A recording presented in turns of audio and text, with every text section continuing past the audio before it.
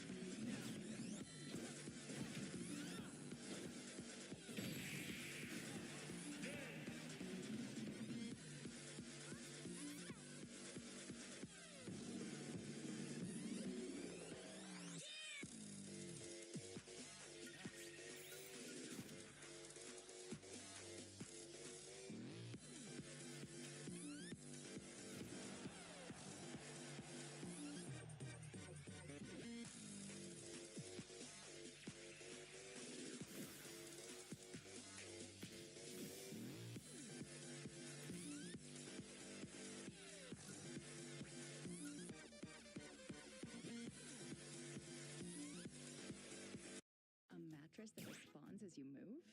It's not a dream. Only its sleep number. Kazuya. That he's still down there. At the bottom of the lake.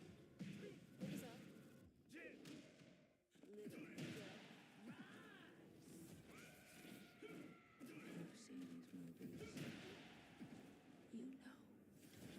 He always comes.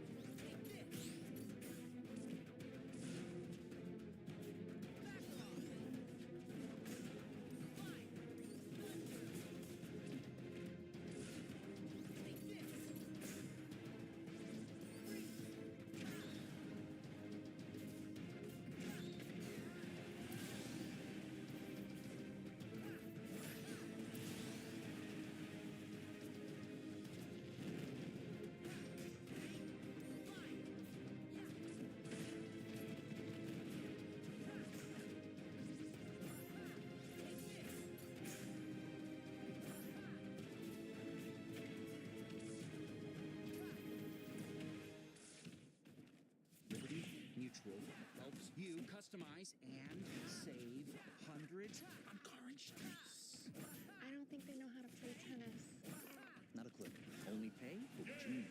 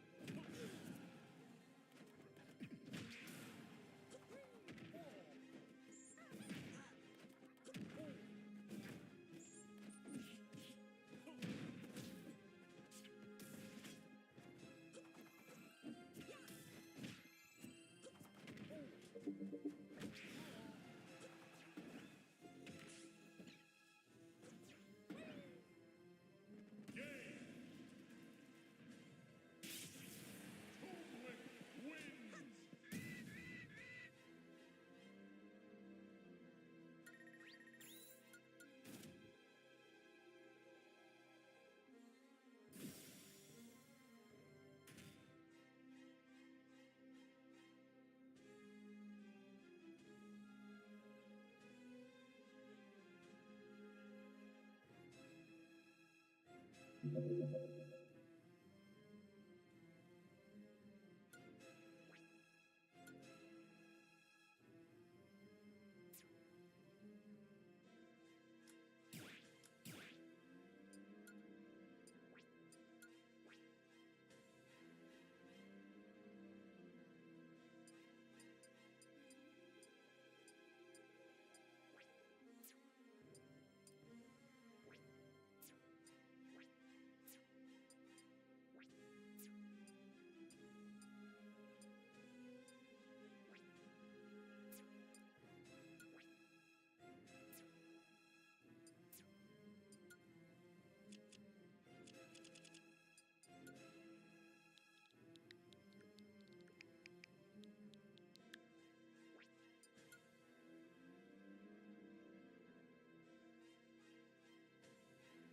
into the ring.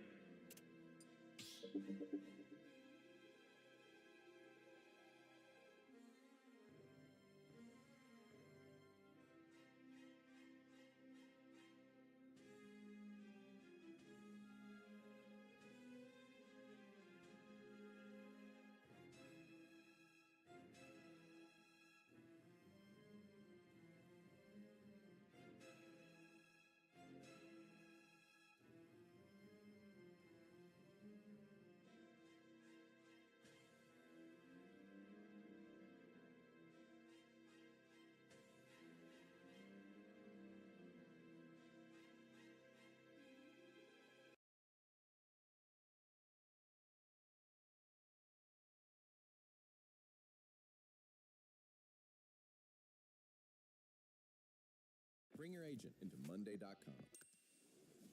Your Claude, ChatGPT, and Copilot agents working side by side where these learning. If you're an aspiring mangaka who spent years dreaming about your own manga series, You got Pepsi doing layoffs. You got Tyson closing factories, as well as Pepsi. You got shit happening every damn where people are just laying off in groves, bro. If everybody getting laid off, they can't be lazy. It means that somehow, somewhere, people don't want to hire them. They trying to hire AI and robots. If we're going to blame any damn body, we should be blaming these millionaires and billionaires. But we blaming foreigners and people of other colors for stealing the jobs. Ain't nobody stole no fucking job from you. What's happening is they throw that shit in there and they make it, the millionaires throw it in there and let you fight amongst each other for scraps. Bruh, why the hell are we taking scraps? We taking barely enough to pay our damn bills, and people are asking like, why are people trying to create side hustles and other forms of revenue? Because you ain't gonna never make it anywhere if you just working a job. I'm grateful for my job. I am thankful for my job. I want to make sure I say that. But you need something else out here. That can't be it.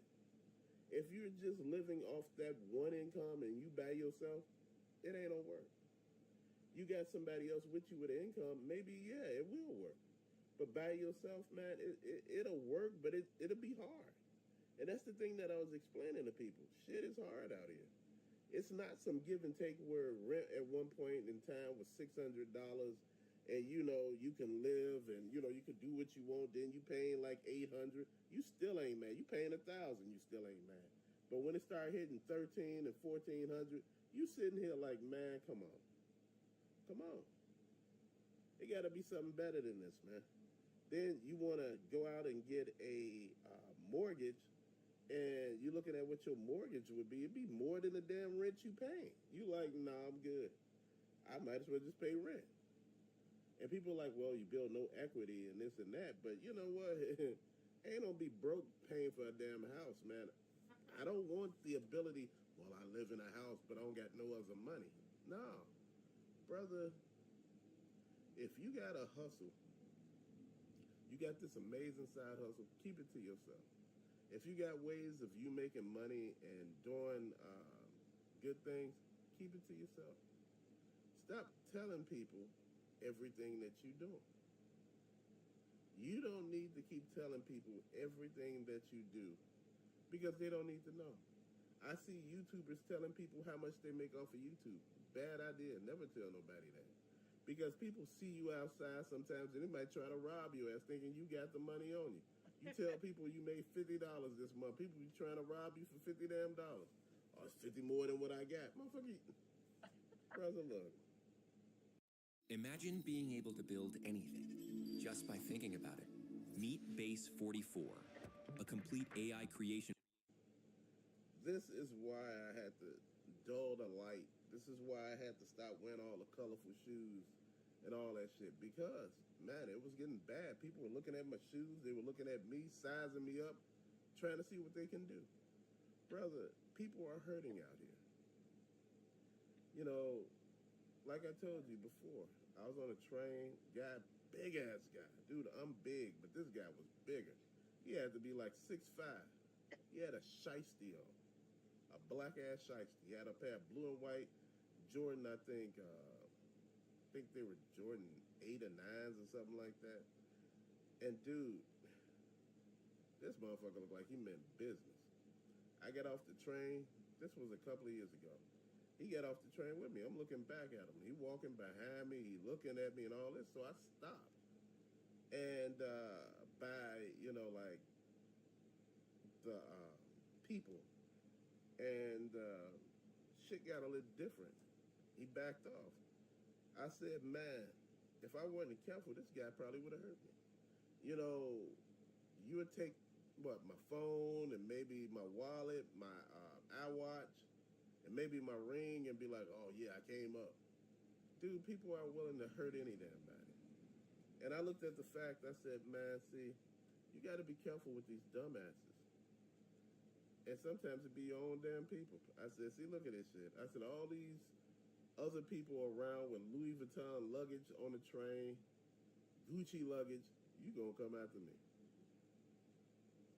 I said the level of fucking self-hate. But, you know, anyway, I digress. The reason why I said that, man, is just like stupid is ingrained in people's head, bro. It's like people don't want the big money. They want money from the people that they know may not, you know, call the cops or the cops may not take serious. You rob the other ones, you know the cops will take it serious and maybe come after you. Bruh, I look at it this way. Why are we always trying to do stupid shit? We got a shiesty on. At the time, it was like fucking 80 degrees outside. Why the hell you got a shiesty on? Man, I look at it just like this. I don't feel sorry when I see these kids take over and they're arresting people. Brother, sometimes the parents have done everything they can with the kids. And the shit still ain't sticking. It ain't working. And man, sometimes, you know, kids end up out there in this world, man, and it's not fair, it's not fun. You know, they're thinking, oh man, I can do what I want out here, man. This world is a motherfucker. It's a trip. This ain't the world to get out here and play. A lot of people were telling me, like, when I was talking about the USS Abraham Lincoln and how they went on that boat for like 250 days and how, you know, knife fights and people trying to jump off the boat and commit suicide. You know, how people were saying, you know, nobody told the man, dude, there's no job. There's scarcity of things that you can do to actually earn a living. People go every route. You know, some people have it good when their parents still alive. But sometimes your parents still alive and they can't help you.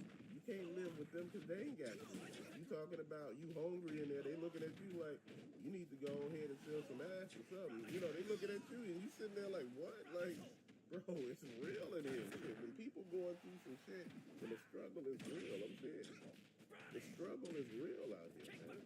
You think people out here turning tricks, just turning tricks? Dude, I went past this trailer park one time and chicks was out there real hard. Heels on and shit. I was like, wait, hold on. Like, I never seen no shit like that. It was wild, man. It's just certain parts of Illinois you go into, man, you'll see some shit. Certain parts of Chicago you will see some shit. What I'm trying to say is when you sit here thinking it's easy for people, dude, people doing what they have to out here. You think people out here selling ass just because they want to sell some ass? No. shit, they need money, bro. Life is hard. Bro, if you've been trying to work out here, you're a waitress, then all of a sudden you get fired. You know, you're a garbage man and you selling, you know, you out here, you know, picking up trash and stuff like that, doing what you're supposed to do. And you get laid off due to no fault of your own. They saying, you know, it's not enough of work. And you sitting there thinking to yourself, motherfucker, so many damn places that we have to, you know, but they trying to bring in AI, bro. They trying to replace garbage men with AI. They trying to replace truck drivers with AI. And the truck situation, man, you say some of these AI-driven trucks, this shit is real. Dude, you look at this shit, it's real. See, people got out here and took shit for granted. They got out here and said, well, I'm a nurse, you know. Well, they ain't gonna let us. They started letting nurses go left and fucking right. And people like, well, they will always need it. Man, the way it's looking now, no, they won't. Motherfucker, anytime they laying off airplane pilots, who the fuck flying the plane? Like, you need a pilot to fly the plane, right? I'm confused.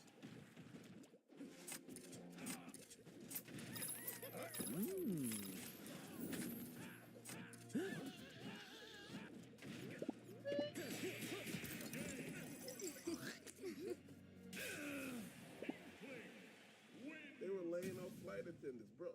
I think a lot of people don't understand.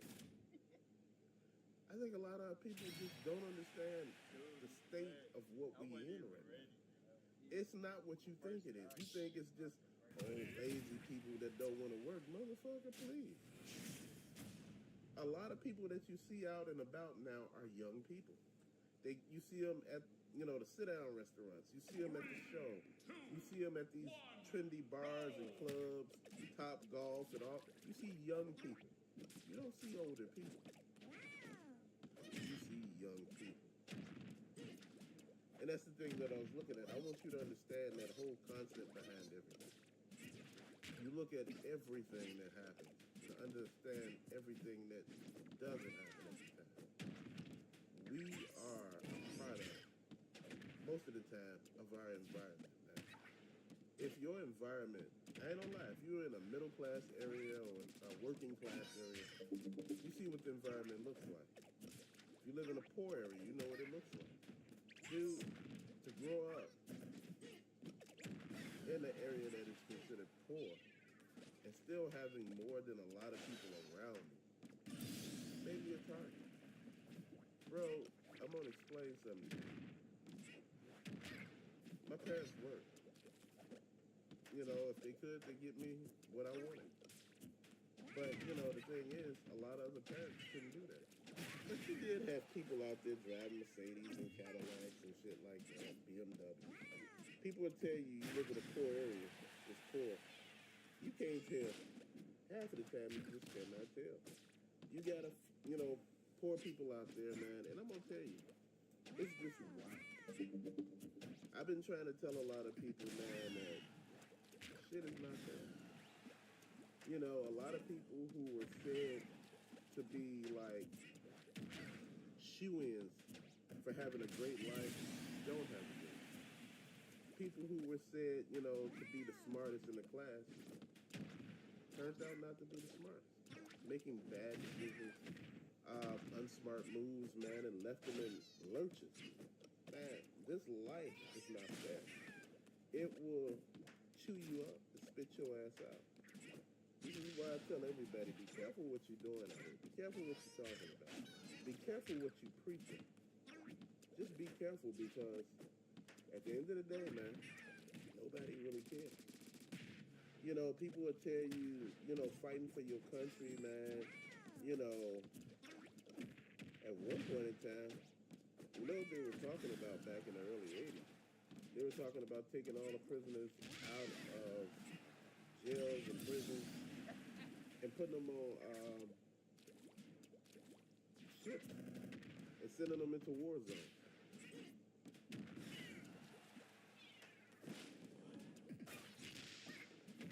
You heard what I said? They would be the front line. And guess what? We don't get them any weapons. So these people have just been cannon fodder. My point is, when you start noticing the script Start backing up from it, man. Stop sitting there trying to play the game that was set up for you. You know, in a society, they say you're only supposed to be this much. You don't have to be this much. You can be that much. You can be way more. Don't let nobody define you or put labels on your ass, man. See, people love to have labels. You know, I got a label, man. I'm the valedictorian. Motherfucker couldn't read. You the Valavic and can't read. You sitting there, memorize the damn speech, but you could tell your ass couldn't read. But people were sitting there applauding because they just thought you were scared. I'm sitting here looking like, what the fuck really going on? What are we doing? They're just graduating kids from class to class. You know, they dumbing them down. They don't know how to tell time. They are not smart enough sometimes to understand that when, you know, this lady said that she looked at the grocery store on TikTok. She said, I saved like $50 in savings. And, you know, it's like, do I want cash back? You know, I asked for the cash back.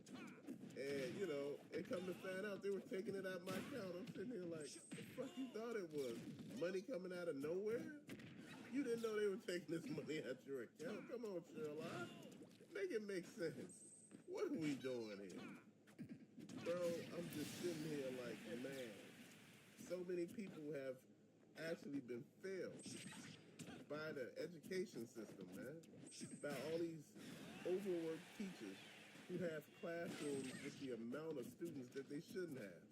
You got a class of fucking 30 kids, and you the only damn teacher. You got 30 damn kids in one class. Fuck,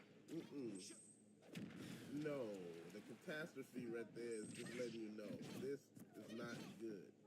Dude, our educators are pissed and mad, and they're just leaving. They're quitting. You got unsafe conditions. Kids are out of control. You got problematic kids that are in these learning development classes, and man, I mean, these damn kids are wild as hell. They take off their clothes, run out butt naked, screaming and hollering. They fighting the teacher, and you know when you guys have mental issues, you got power behind punches, knocking teachers out and shit, all type of crazy shit. And you know, people like, fuck this. Kids biting you and shit, you know, and all that. One kid broke this lady arm, and you know, it was just too much. Man, please, people like, fuck that. Let AI teach these little motherfuckers. You know, maybe that'd be good. Teachers say, hey, we're not even making enough. People like, teachers make a hell of a lot of money. Some do, some don't. Based on where you are at. If you have the opportunity to retire, retire. If you have the opportunity to retire now, and you are of age, and or they saying that you can retire right now early, and you know, do it. Stop sitting there like, man, they don't do it. I'm just gonna keep on working. I'm gonna, you know, understand some stuff. Man, if they tell you your ass can retire now, retire. Don't you sit your dumb ass there and keep working. Dude, like I say, any damn thing can happen, man. This lady was working at this job. We were at JCPenney. It's so easy to become a podcaster with Riverside. First, go to Riverside and open an account. Kid you not, she was just about to retire. And they told her to retire. She was like, yeah, you know, I'm going to just stay. And tell me why the manager fired her. Fired her and a few others. So you lost your fucking job that you could have just retired from and been okay. Like I said, man, you know, stop taking one for the team. Stop thinking about the job. Think about your damn self. That job's going to be okay. There's people doing a job before you, and there's going to be people doing a job after you when you're gone. Stop worrying about the job. Stop worrying about millionaires and billionaires. We too busy worrying about millionaires and billionaires, who they hiring, you know, all of these jobs, people stealing. Ain't nobody stealing no damn jobs. You just don't want to do the damn job. These jobs are hard and require extra ass labor, and nobody want to do it. 100-degree weather, nobody want to do these damn jobs. But you're crying. Now that the job's available, people looking the other way like, I really didn't want the job. I just wanted to complain about it. Now you complaining, now food shortage and every fucking thing else is happening. Man, look. We need to come together, leave this racism shit alone, stop listening to the millionaires and billionaires divide us and say that, oh man, see, this is what's happening. The black people ain't nobody taking your damn job. Look at it like this. You can't have a company full of white people. It just won't work. Again, you don't know how to sell to every damn body. You need somebody that know how to sell to other people and do other jobs. You need diversity. That's the only way it works. If you look at a lot of places like that and you be like, yeah, I'm good. And this is what they were trying to get away from, but this is what they're going back to now. They're hiring whites and Hispanics only most of the time. Blacks are not getting hired. I tell you, AI look at resumes, and the thing that they look at job applications, and they look at race, they look at race, gender, age, and to see if you have any blemishes or any triggering remarks on your application. Dude, if it does, they disqualify it right off the bat. You thought it was a human looking through all this? No. See, this is the problem now. This is why nobody really gets hired. AI. AI has a profile of what it want to hire. And most of the time, it don't hire white people either. You see where I'm going with this? It don't even hire Hispanic people. It's just a whole bunch of people without jobs. It disqualified every damn thing. You're going to be replaced with AI. They're already trying to get these damn fast food companies to replace the people with machines and, automated systems. Man, I'm like, damn, really? You just don't take every damn thing and sit there and be like, see, look how good we doing. And you be like, nobody got jobs. So I guess your business ain't be doing too good because ain't nobody got no money. If nobody got money, your business is going to fail. And see, this is what I'm saying. Pay your people livable ass wages. We'll be okay. Pay a livable wage, $20 an hour. People were complaining for 15, 20 when it was like 8-something here in the beginning. Then they went to $10 an hour. People were complaining about $10 an hour. $10 an hour is good. Then it went up to like 15. We should have 20. 15 is good enough at the point in time that they were hollering at 15. People are like, no, but I want 20. Bruh, you was at $10 fucking an hour. 15 right now is good. They pushing. I want 20. I want 20. Then you get 20 and 20 ain't enough. Brother, you know what? Each step of the way, a lot of people are living beyond their lifestyle. You got a job making $30,000 a year. You living like you make 50. You don't live like you make 30. You don't even live like you making 20 and 25. You living like you making 40, 45. And this is why you ain't got no damn money a lot of times. Man, a lot of people live way above their means. They trying to keep up with people buying the best cars. They make more money. They buy a new car. They make more money. Buy a new house. They make more money. They buying better clothes. They going out. They doing all this thing, shopping. They going on trips. Bruh, you just done blew your budget out the water. Now you broke, living from paycheck to paycheck, paying off bills and credit cards, and now you upset, saying that this is not fair. You need more money. You need a raise. You don't need a raise. You need financial literacy. You can't spend like there's no tomorrow and get mad when it's time to pay it all back. You got to pay the piper at some time. Bro, and I know you said, man, it's like you went from saying there ain't no jobs out there to people fucking up. People are. Bro, you can't just say it's no jobs out there and not even blame some people, too. You got to blame some of the people. Motherfuckers don't want to work. Play the game before you buy the game by joining GameFly. That's right, you can play the entire game before you buy it. Or choose not to buy it. We're not here to pressure you. For PS5, Xbox... They work sometimes, then all of a sudden some people don't want to work. I don't give a damn. It's baby boomers that don't want to work. It's Gen X. There's everybody that don't want to work. There's people out there just not working because they choose to. Why do you think the unemployment rate went down? People stopped looking for jobs. Once you run out of unemployment, what are you supposed to do? People are taking stock jobs, working as stocking shelves and shit. People doing all type of things at this particular point that you thought. Working at McDonald's, jobs that you say be for high school students and stuff, you know, you gotta do what the fuck you gotta do now. People tell you to go get a real job. What's a real job? Don't a real job pay money? McDonald's is a real ass job. Burger King a real job. Shit, Ross is a real job. I don't get what we say. Oh, get a job that's gonna pay a livable wage. Where are those at? A lot of those jobs, man, they're not looking for you or me. They're not looking for somebody who's aged out of the system. You know, when I'm talking about aged out of the system, they still want people in their 20s through their 30s. They don't want somebody in their 50s. Bro, you ever look at that? You ever pay attention to that? This is why I'm telling people right now, if you have the opportunity not to get yourself in debt, don't do it. If you got credit card debt, pay it off if you can. Pay it off fast. Get it out of the way that you don't have to pay for it.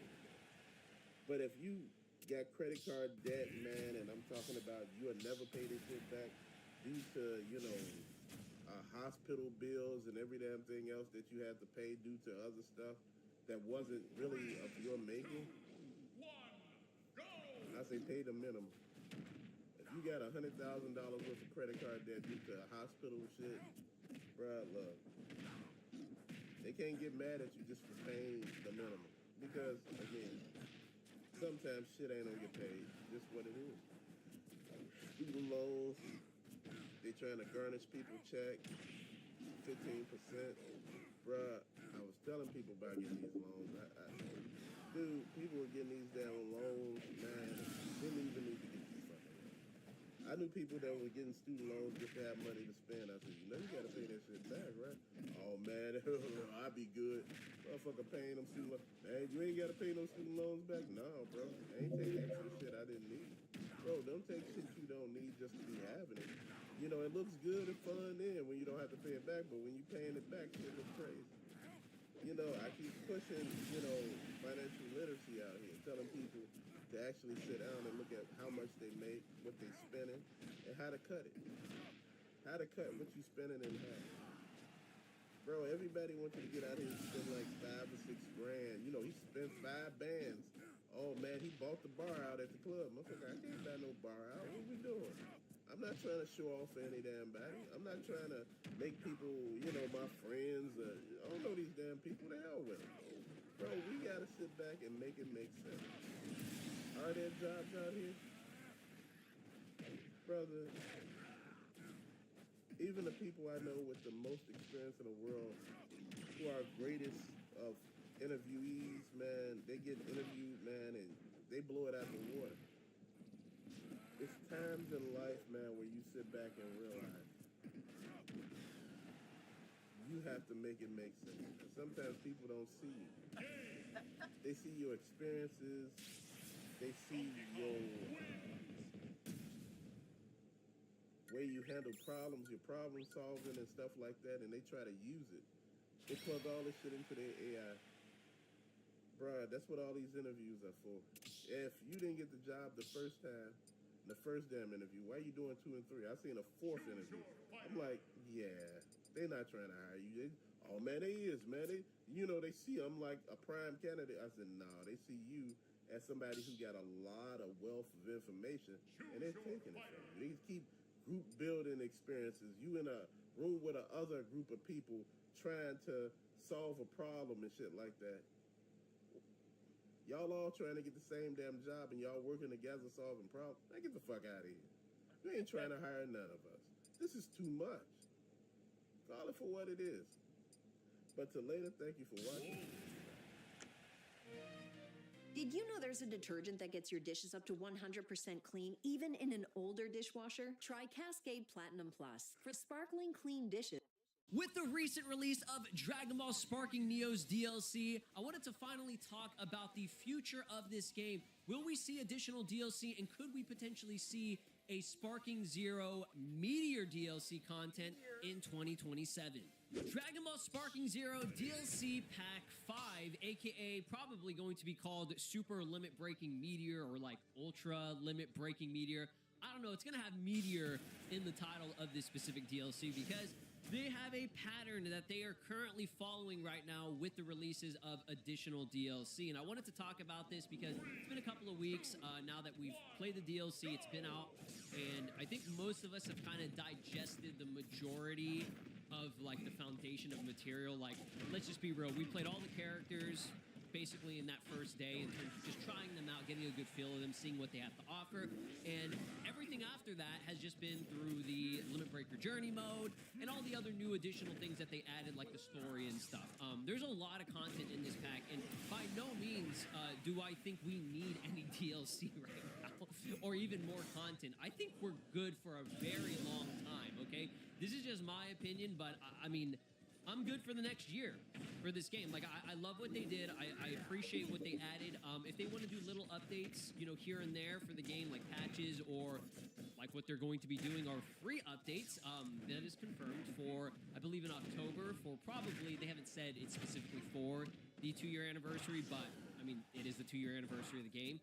So the fact that they're doing all this and, you know, they're releasing these big, massive DLCs instead of like the smaller season pass type stuff, just leads me to believe that they will continue to do this moving forward. I think Sparking Zero has the potential of having a Xenoverse 2 lifespan. I don't know if it'll go on for 10 years, but the fact that the game is just getting better and better and better with every single update, every single DLC drop, just goes to show that I don't really see them making a sequel. There's kind of no reason to when you can just add additional content. I think the foundation of the game is pretty good, right?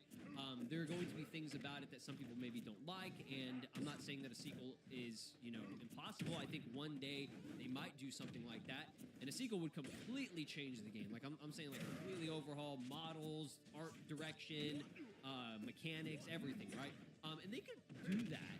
They could still do that via updates, but I don't see them changing up the, like, core foundation, even like art direction wise. Maybe improve some of the models that are just not really all that great. But I digress. Let's talk about this, right? This is a discussion that I've been wanting to have for a while, surprisingly enough, just because, I mean, it's in the back of my head. Like, it's in the back of our minds. We know that they're going to be doing something like this, and it's going to be the 5th DLC coming out next year sometime. It could be around the same time. It could be a little bit earlier. Who knows? I would say that they need to take their time, and if they want to release this kind of later, 2027, that would make a lot more sense to me. But they can release it at any point in time, just depending on how they're doing updates. And maybe they don't do this. Maybe they go back to the direction of a season pass, because Moro, all right, Moro Saga, the Dragon Ball Super, Moro anime, Galactic Patrol anime, that has potential of coming out maybe sometime later next year as well. So it's like, if that comes out, are they, you know, scheduling this and organizing this to have that Moro content, or are they going to wait and then just do another, you know, a single DLC release that just has Galactic Patrol related content? Or is it going to be free update stuff? I don't know. A lot of it is uncertain right now, because everything that was released in Super Limit Breaking Neo was specifically, you know, stuff that is just kind of, again, I know people are going to, you know, be mad at me saying this or get annoyed by me saying this, but there are things about the Neo DLC that were things that should have been in the base game or could have been in the base game, right? Because, you know, these are characters and additions that were in the previous games, right? And I'm not saying that, like, you know, they fucked us over or anything like that, but, I mean, some people will believe that. But I digress. You know, again, I'm getting into crazier things. What I really wanted to go over was kind of like the pattern that we have, right? So year one, right, through the initial release with all the DLC for this first season pass, that was basically your Tenkaichi 1, Sparking, just Dragon Ball Sparking, okay? Then we have year 2, which is Sparking Neo, aka Tenkaichi 2. Now, what Tenkaichi 2 did was they added a lot more, I believe, like movie characters, as well as more OG Dragon Ball characters, because it was really severely lacking OG Dragon Ball characters, okay? So, Sparking Neo did a lot of that. And then at Sparking Meteor, they just expanded upon that even more, okay? It was just more of a collection of everything. And that's kind of what they did in Neo, but a big focus, I would say their main focus for Neo was OG Dragon Ball, okay? Just because there were so many characters, so many things lacking from OG Dragon Ball. We had one character in the base game, which was Kid Goku, right? Or Teen Goku, right? So they added so much new OG Dragon Ball content that I just felt like the Sparking Neo DLC, or Limit Breaking Neo, whatever, was really, it felt more like, kind of like the pattern of what they did with Tenkaichi 2, right? So I would believe that Tenkaichi 3 and Sparking Meteor would do the same situation, right? Because there are characters that were added in Meteor that weren't in, the previous 2 games, right?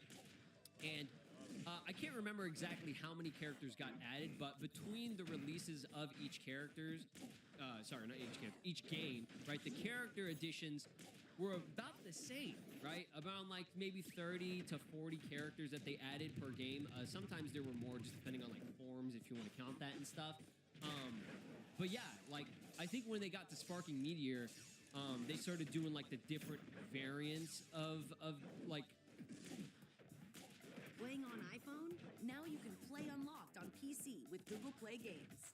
Unlock bigger screens and better controls for even sweeter battles. Go play on PC with Google Play Games. Download now.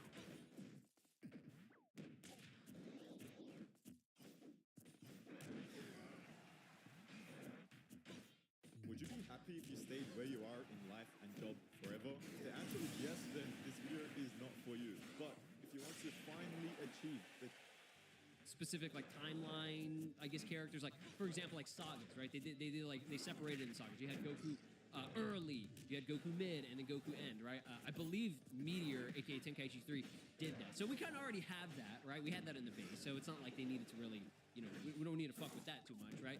So I think we're pretty much good on like our Gokus and our Vegetas and stuff. The only thing we really need for them are maybe like outfits, right? But yeah, GT Goten, what the fuck? Give it to me. I'm messing around, except not really, because this concept actually includes his ass, right? So this is my last hope. Not really. I think GT Goten, he could come at any point in time if they really, really want to just expand this game beyond belief. But shout outs to I Really Do Inspire, because they just inspired me to make this video. Shout outs to them. So they said, I got bored, so I decided to make a Meteor DLC concept for fun. Well, you're pretty goated because I like your selections. These are actually pretty decent, right? I think this concept I made would finally complete the game, so that way, when we do get to the Moro arc and Granola arc stuff, the game could feel fresh and clean, right? So yeah, kind of get everything, not to say out of the way, but get all the characters in that weren't in, previous DLCs, previous, releases and base game. And then once all that is in there, then they can start focusing on actual new content that we've never seen before in terms of like, Moro and, fucking Granola arc and stuff, right? So let's go over this concept. It's pretty decent. I know the quality is kind of low on here, but we're just going to have to bear with it. So, super limit breaking Meteor, okay? So there are a pretty good amount of selections of characters. I'll kind of go over the ones that I think would make sense and have a good possibility. All these characters, surprisingly enough, are fair game. I think it's possible for every single one of these. Sparking and just the Tenkaichi series, I think this game over anything is, they can include anything as playable, right? If we have Pansy and shit and like Teen Chi-Chi, playable and stuff, like it's gonna happen. They're gonna add a lot of these characters that you would never expect to be playable that had no material, right, in the anime. So we got the Pilaf machine. Sure, why not? Go ahead and add it because it was in the previous game. I do not, and I never gave a fuck about Pilaf and their squad or anything like that in terms of like playable characters. That's fine, they're in the series, whatever. But I just do not give a shit about them. I never use them. I'm sorry, all right? For those, 5 Pilaf fans that are out there, enjoy. You're probably gonna get them, right? I think they have a better chance over a lot of these other characters because they were in the previous games. They have material that is easy for them to, knock out. So, little kid Chi-Chi, why? I don't need that character. We have the best version of Chi-Chi already added in the last DLC. We're good, right? And if you want her, whatever. I don't care. Again, Garlic Jr., Little Garlic Jr., base, I guess Garlic Jr. I mean, I guess, sure. I'm cool with just what we have. I like the, I mean, I would much rather use the full power version of Garlic Jr., but hey, for more, movie, anime lore accurate so they can get a transformation with him, sure, why not, okay? Kibito Kai or sorry, Kibito and Kibito Kai. I think we would need to have these characters in just because we have Supreme Kai, right? And in the old games, in like Tenkaichi, I don't know if it was 2 or 3, whichever one he was added in, he powers up to transform into Kibito Kai. And it looks so wacky, bro. Like, they treated it like it was a transformation, like not a fusion, right? I don't know what material Kibito could have, but again, it's like they can add anything to this. It's gonna be generic shit, full power energy wave, whatever. But the only reason I would want that is to see them do the Katara fusion, because they would have to do that, right? So that would actually be pretty cool. So I'd be down for that, right? Who is this, bro? I was about to say Kui, not Kui. Apul? Guys, I don't care about this fucking character. I just don't, right? If you do, awesome. If they want to add him in, great. The idea of me having to pay for this character to be in the game would piss me off. So, fuck that shit, bro. Grade 8. I'm satisfied with Grade 8 Vegeta and Grade 8 Baby. I don't need another Grade 8. I just don't. Again, the idea of having this included in a paid DLC would piss me off. So, I don't need that. If they want to add some of these as free updates, like if you want to add Peel-Off Machine and fucking Apul or whatever and stuff, like some of these characters as free updates, that's fine, right? Free DLC. Because a lot of these characters are like nothing burger they could easily make. You know what I mean? Arale, I think Arale would be cool. I think she was silly, she was unique, she was different. The problem is I don't know what the situation with their Arale is. I don't know if they have like a rights type shit. I know it's Akira Toriyama's stuff, but it's a different series. So it's like, I don't know. I don't know how all that works. So don't ask me on Arale. I don't know. Which I would love for her to be in. That would be cool. That's another part of the Peel-Off Machine, whatever. I don't give a fuck. Tarble. Tarble was in Raging Blast 2, I think. Yeah, it was Raging Blast 2, not Raging Blast 1. Weird he was in. They added him. He was awesome, by the way. Okay? That would be really cool if they could bring back some Raging Blast characters. Because that's still Spike Chunsoft. Or, I mean, was it Spike at the time? I don't know when they merged. That was Spike. Okay, it's the same company. Okay? Raging Blast is still part of the Tenkaichi series. The core foundation of it is Tenkaichi, in a sense, right? They just changed some things up. So, yeah, some RB characters returning. Awesome. What are these? What is this? I almost said Destroyer.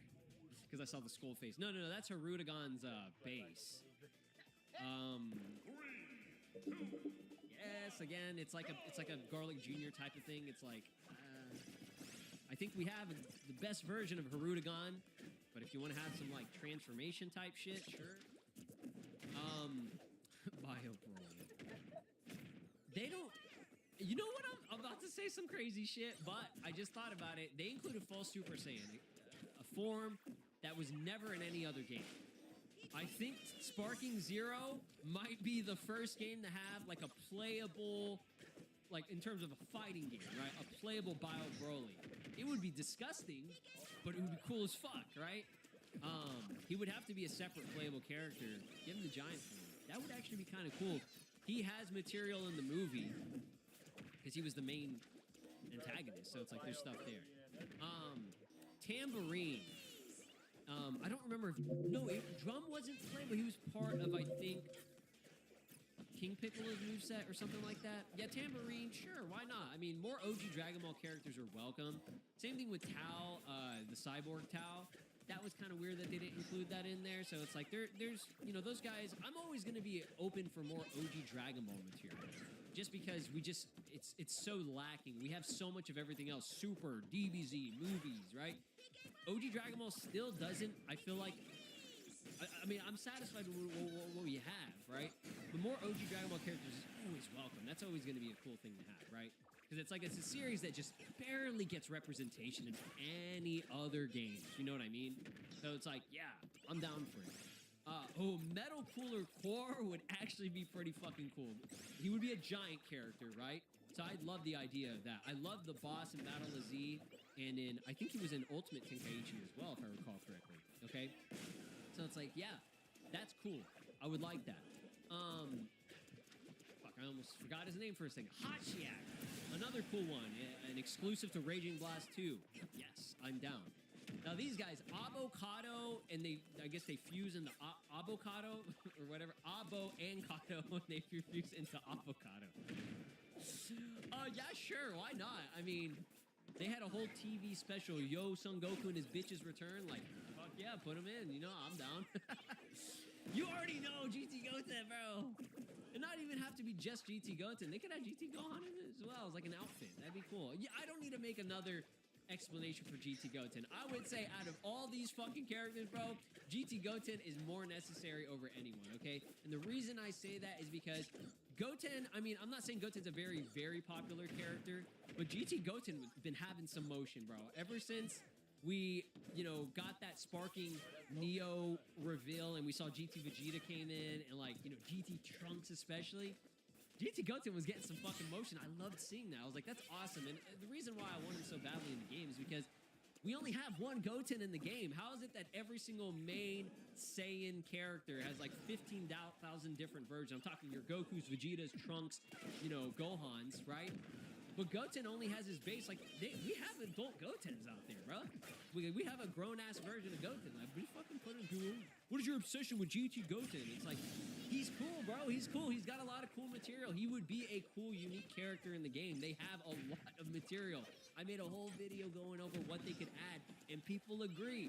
He has cool shit that they can do, okay? Dokkan did it very well, for example, right? I'm just saying, like, this is a character that would be quite fun. You saw GT Trunks. GT Trunks is one of the coolest characters that they added because they added animations and techniques and things that nobody really thought that they were going to add. He has a team up with GT Goku and Pan and GT Vegeta in his attacks. Like, what the fuck? That's sick. GT Goten could have the same thing. Team up with Gohan, GT Gohan, okay? What did we call it? Brother Shadow of Bros or some shit, whatever that they did to when they were infected by Baby, okay? It doesn't have to be they're infected by Baby. Just give him the thing. That would be actually pretty cool as well, man. Imagine him, he has an upgrade, a power-up where he gets infected by Baby. Like, that'd be kind of cool, right? I don't think they would do that, but I'm just saying, like, that would be cool. Yeah, Base and Super Saiyan. I went over, I believe me, go watch the video. I had material for both a Base and a Super Saiyan. I easily figured out what they could add for him, okay? Like, I didn't even really need to get creative. Like, I just knew, oh, this is stuff that would be perfect. Like, it's an easy character. It's an easy W. All right. I talked a lot about that shit. Yes, Eyes Shenron. Weird. We have Nova. We don't have Eyes. Eyes is in Xenoverse 2, for example. He has material. Put him in. Mai, another character that is kind of a weird one, but, I mean, she's in Dragon Ball Legends. She's playable. She has a moveset. She just uses a gun mainly and, like, weapons and shit. So it's like, that's always kind of cool to have. Vados. She's in Xenoverse 2. She's playable, so there is material that they can use. They had Champa they added, so it's like they didn't add Vados. It's kind of weird. I always forget this guy's name. I almost said Bergamo. No, we know who Bergamo is. We have him. Botamo. Is it Botamo and Magetta or whatever? Yeah, that'd be cool. I would be open to it. I feel like Magetta or whatever, he's got more unique material. This guy, he's just like a, what is he, a bear, Winnie the Pooh looking ass, whatever? Sure, why not? Again, not losing sleep over these guys being included or not, whatever. I do think that the Bros, Trio de Danger, we have Bergamo, I think these guys have enough material. I'm going blank on their names, though. Lavender and Basil, my bad. Lavender, the dude, he's the yellow one, and then Basil is the red one, okay? Now, Basil had the power-up by eating, was it like a fruit or something? He was like trying to be Turles or some shit. So I think he had that, which was cool. And then Lavender has poison. So that's really cool. So, like, these are characters that have at least unique stuff that they can use.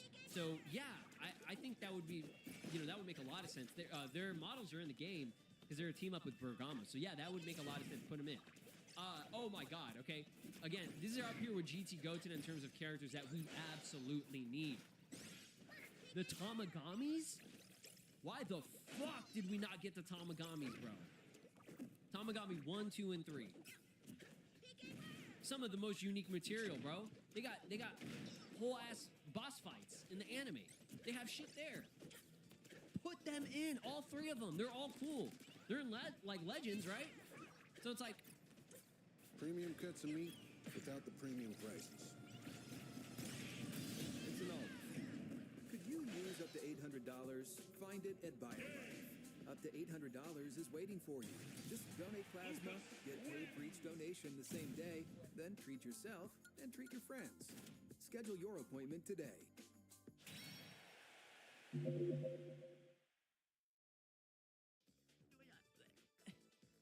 And I use Legends as a good, like, example foundation of, like, including it, because Legends is kind of, in a sense, like a little bit like a fighting game on your phone. A little bit. Not exactly. But you know what I mean? Like, it's like real-time, reaction time, based shit. So it's like they have movesets and combos and things like you would have in Sparking, for example. So I was like, yeah, do it. Mini Shin. We good. We already have, or Nahare, whatever the fuck. We got Shin. I'm cool with that. Just give us Kibito and then Kibito Kai, and then we'll be good. I don't need the mini version of Shin. I don't. Mini Piccolo, he didn't do jack shit. But I love Piccolo, and I'm always down for more Piccolos. We got a lot.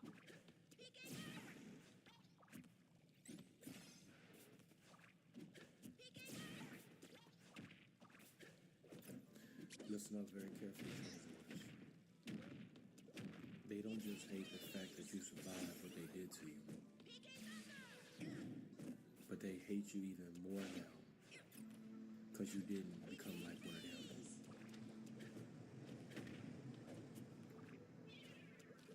The envy, the jealousy, and the hatred got even worse. Because not only you survived the obstacles that they set as for you, but you made it out of a place that they're still stuck in. And the Holy Spirit told me to tell you, don't go back around the people that did it to you, because they resent you. God says, don't go back to the people that betrayed you. Don't go back to the people that underestimated you. Because you gotta understand one thing. This betrayal is gonna be even worse if you go back. God says you got people monitoring you. And all they're gonna do is come right back into your life, disguised as a supportive angel, knowingly there was a snake in your garden. Are you listening to me, chosen ones? God told me to tell you to stay out the way, because it's better safe than sorry. I don't even need his message. Remember, chosen ones, it was God's rejection that was full of attention. He had to reject some people and block some people from your life because of the simple fact they wanted your destiny back.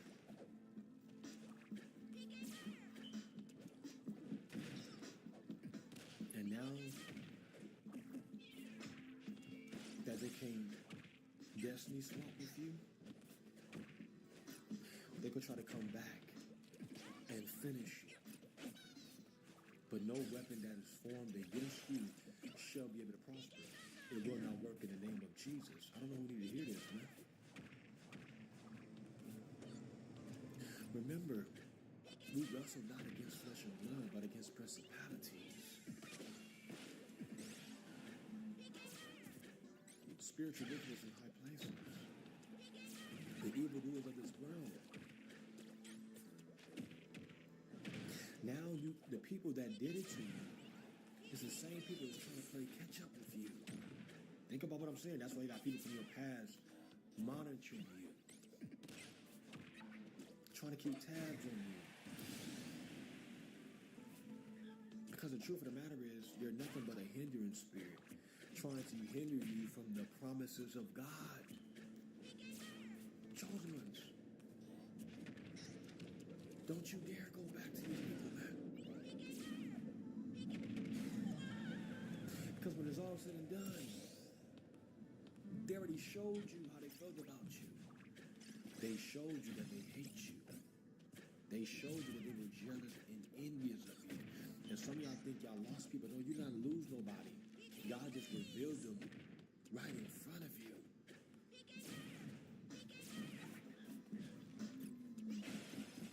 And once somebody show you their true colors, listen to me. You gotta believe them. Once somebody show you who they really are, and in fact they can't stand you, God told me to tell you to stay away from them. Listen to me. If you go back around these people, guess what's going to happen? You're making more room for the enemy to destroy you. Do you understand what I'm saying? God told me to tell you to stay out the way and pray, pray, pray. Bible says, he that dwelleth in the secret place of the Most High shall always abide under the shadow of the Almighty. Holy Spirit told me to tell you to stay in your prayer closet. Stay in that secret place. Do you know what happens when you get out of line with God? When you get out of alignment with God? When you remove yourself from that secret place?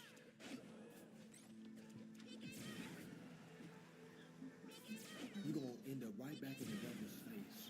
Knowing the Bible says resist the devil and he has no choice but to flee from you. Let me tell you something. It's not so much of these people that hate us. It's so much of the enemy. He can't stand God's chosen people. He wants to destroy God's chosen people. Do you realize that people don't just hate that you survived what they did to you, man? They're going to hate you even more that you did not end up becoming like them. You escaped the matrix. I don't know what his message, man. You escaped poverty, man. You broke the curse that they placed over your life. You broke the curse, the spells, the witchcraft. By surviving the obstacles that they set it before you. So many people are so mad at the simple fact that guess what? You became a new creature in the Lord. Look how you became more wiser, less calmer. You know what I'm saying? Less distracted. I'm going to tell you right now, if the enemy knew what you was getting ready to become,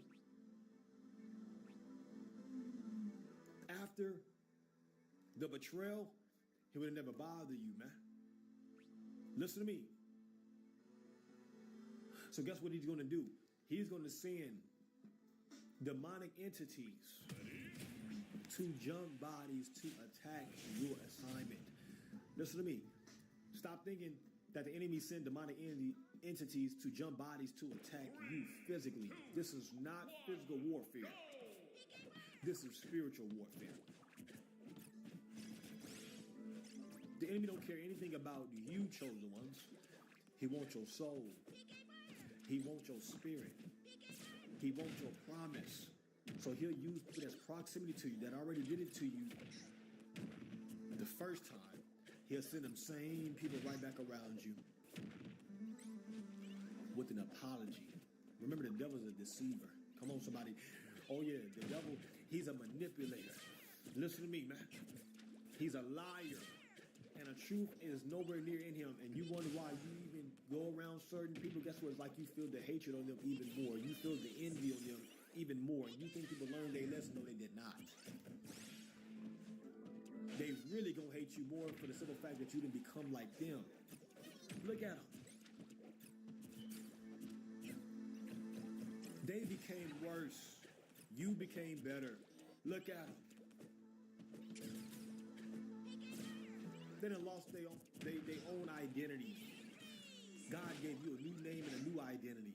Look at them.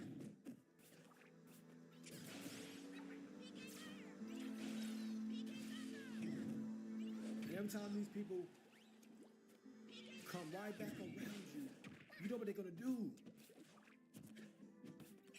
They're gonna try to dim your light. They're gonna try to hide the power that saved you. They're gonna confront you for surviving the setup and the traps that they set before you. Let me tell you something. That is straight envy, jealousy, and hatred for the fact that people are thinking about confronting you. They're going to confront you to get a negative reaction out of you. They're going to confront you. You know why they're going to confront you?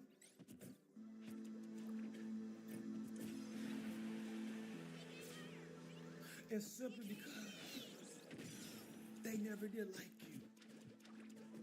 The truth of the matter is, they always hated on you. Them toxic relatives, them so-called friends, people in your own hometown. Stop thinking you're gonna be accepted one day. You would never be accepted in your hometown. I don't know what it is, this message, man. I said you would never be accepted in your hometown. You gotta leave your city.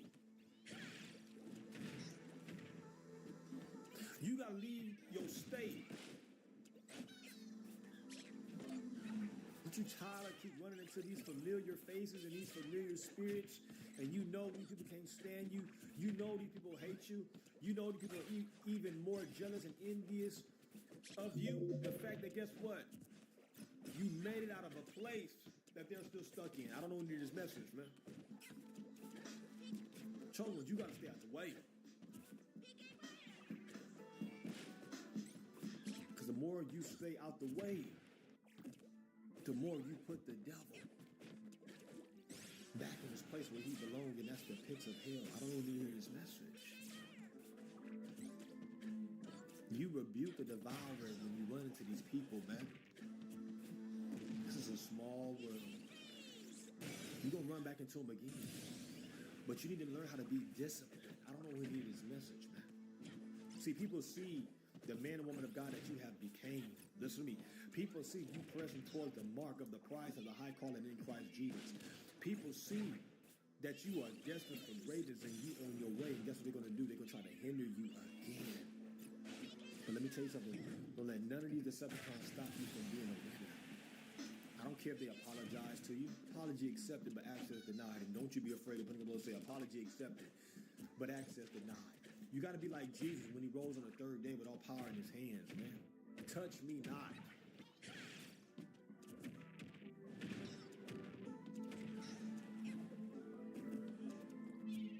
Sometimes you got to say, depart from me. I never knew you. Just like they say, just like they betrayed you, right? And they pretended like they never knew you. They come up with what I'm saying. Same with Peter. Jesus walked with Peter. Jesus was good with Peter. Jesus had Peter's best interest at heart. Do you understand what I'm saying? And Peter still denied Jesus. But guess what? Peter also felt bad for what he did to Jesus. He felt bad. But did you think Jesus went back to these people? You think Jesus went back to Peter? You think Jesus went back to Judas? Listen to me. Judas betrayed Jesus with a kiss.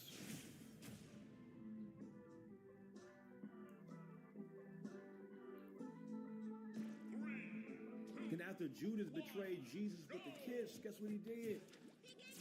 He felt so bad for what he did to Jesus, he hung himself.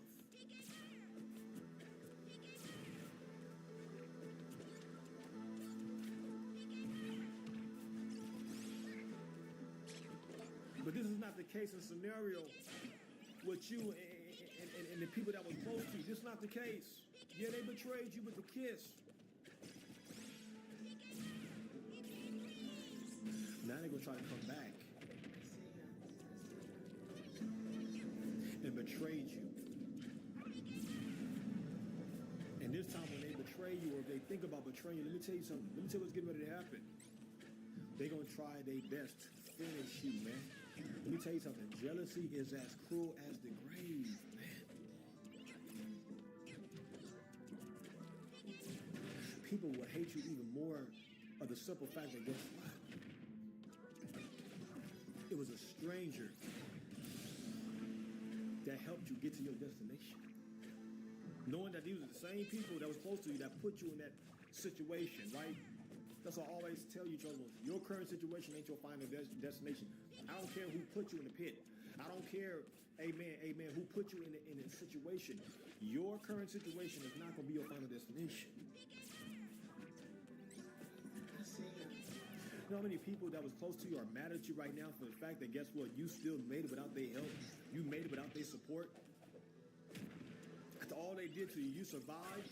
You survived it. Not only survived it, but you did not become like them. That's why God separated you to begin with.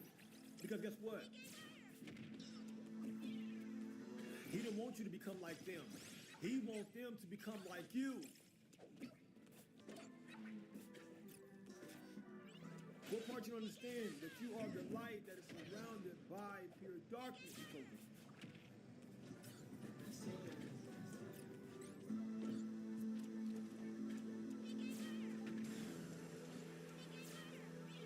What part you understand?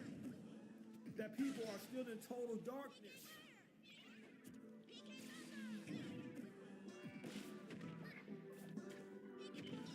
And they're going to try to pull you right back into that pit, right back into that dark spot you was in. Listen to me.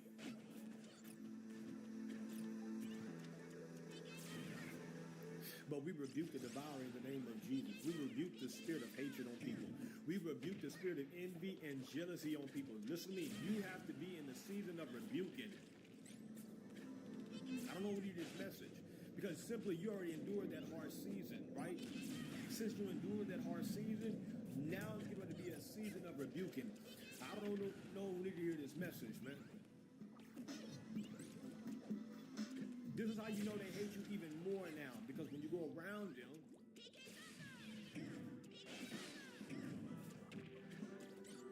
you can tell their energy shift right away. This is how you know they hate you even more now. Because they constantly monitoring you. Constantly trying to keep their tabs on you. Constantly trying to pull you down to their low frequency. Listen to me. You'd be surprised how many people are going through a way worse than what they already went through when they first did it to you. I don't know what need this message. Ever since people crossed you, disrespected you, lied on you, betrayed you, don't think they got away with it clean. Because one thing, these people would never ever be able to overpower, and that's time. That's why you should treat people the way you want to be treated. Listen to me, children. Yeah.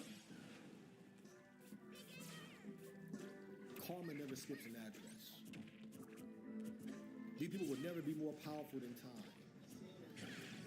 And you see time and caught up with them. You see karma is done about to finish them. So they thinking before karma finish them, they're going to try to finish you. This is why you have to stay out the way. Because the more you are in the way, guess what? Not only are you blocking a karma, but it leads to your blessings being blocked. Trust me, I know what I'm talking about. You ain't got time to go back. You know why? You done been there, you done that, and you done surpassed that. Whatever they did to you, you already overcame that. Keep pressing towards the mark. Because you almost at the finish line. I don't know what need this message. Some of y'all in the middle of this desert, you confused. The The people that did it to you the first time, they're going to come right back around you with a smile on their face, but you're not even knowing. The moment you leave their presence, guess what? They trying to take your place. Yeah. I keep trying to tell you, pay attention to not how people come back up to you, right? Or how people approach you, or when they see you, right? Because they're going to be wearing a full-blown mask when they come back around you after they did it to you, right? Oh, yeah, they're going to say all kind of different things. Oh, I miss you. I love you. No, you don't.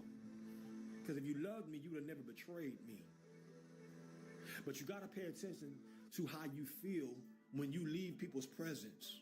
That's going to let you know everything you really, really need to know. Think about what I'm saying. Because you got to understand, the moment you leave their presence, guess what? You on your way to your greater. Yeah, people see that you're more wiser. They see, amen, that you're less distracted. They see that you're no longer lingering around, hanging around. Yeah, you might run into them, but guess what you're doing? You loving them with the love of Christ, but you also loving them from a distance. I don't know when you hear this message, man. They feel that, they sense that, yeah. And that's why they're going to keep monitoring you so they can try to get a hold of you. Listen to me, they're going to keep monitoring you so they can keep tabs on you. They're going to keep monitoring you because guess what? They're trying to catch you slipping. Not only they're going to try to come back and they're going to try to confront you for surviving the trap that they set before you, but they're going to come back and they're going to confront you over some other confusion to get you distracted, to get your mind confused. But we rebuke the spirit of confusion right now in the name of Jesus. This is why you got to stay out of harm's way. This is why you got to stay out of people's face. Because let me tell you something, man. You survived what they did to you, and you also didn't become like they wanted you to become. They wanted you to become like one of them.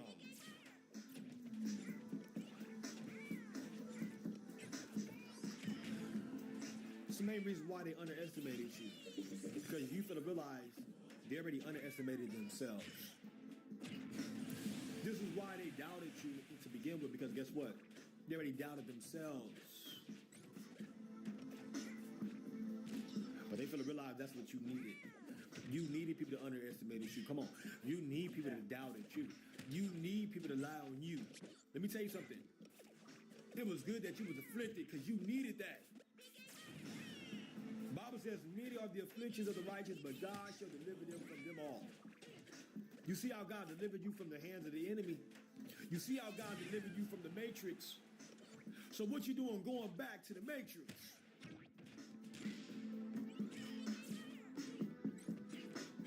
Care how much you love these people? Love don't love nobody. Because if they really loved you, they would have never did it to you.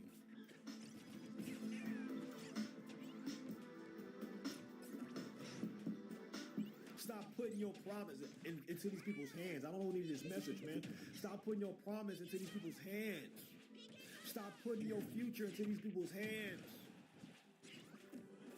You need to learn how to let these people go and release them into the hands of God. Let God deal with these people, man.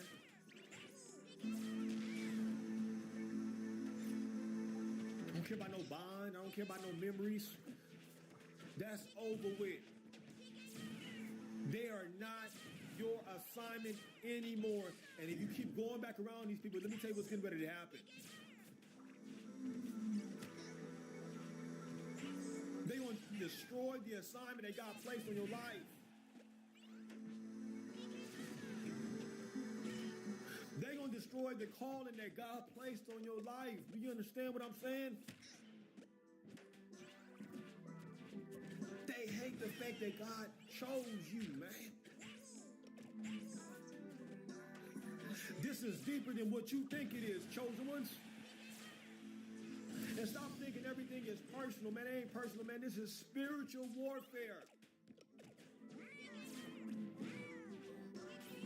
Don't trust these people as far as you can throw them.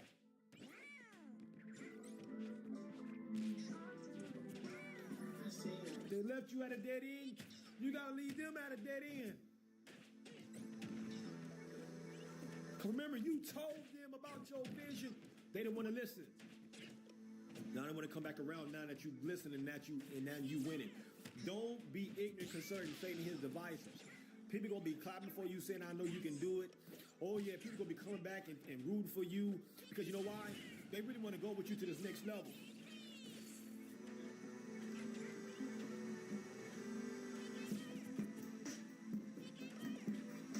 The moment you bring them with you to the next level, guess what they're gonna do?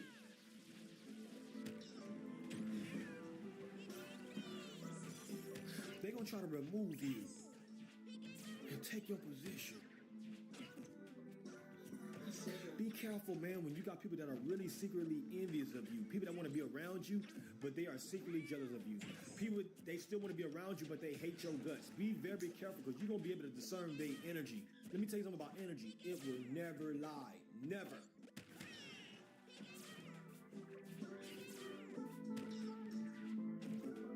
It's like you can feel it on them the moment you come into their presence. You can feel it on them. They can't hide the hate, baby. Because the hate is already in their energy. They can't hide the jealousy. That's just who they are. The Bible says you're going to know them by the fruits of their spirit. You're going to know them by the fruits that they bear.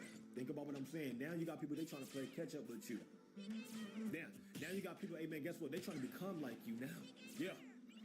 Now you got people coming back. They trying to copy what you do after they underestimate you. Knowing that, guess what? You can't underestimate a child of God. You can't doubt a child of God. You can't break someone that get their strength from God. They try to break you, man.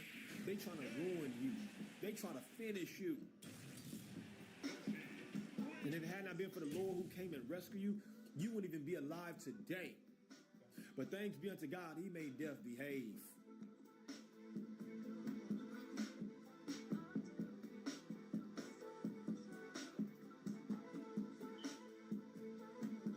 So do me a huge favor, chosen ones, and stay out the way.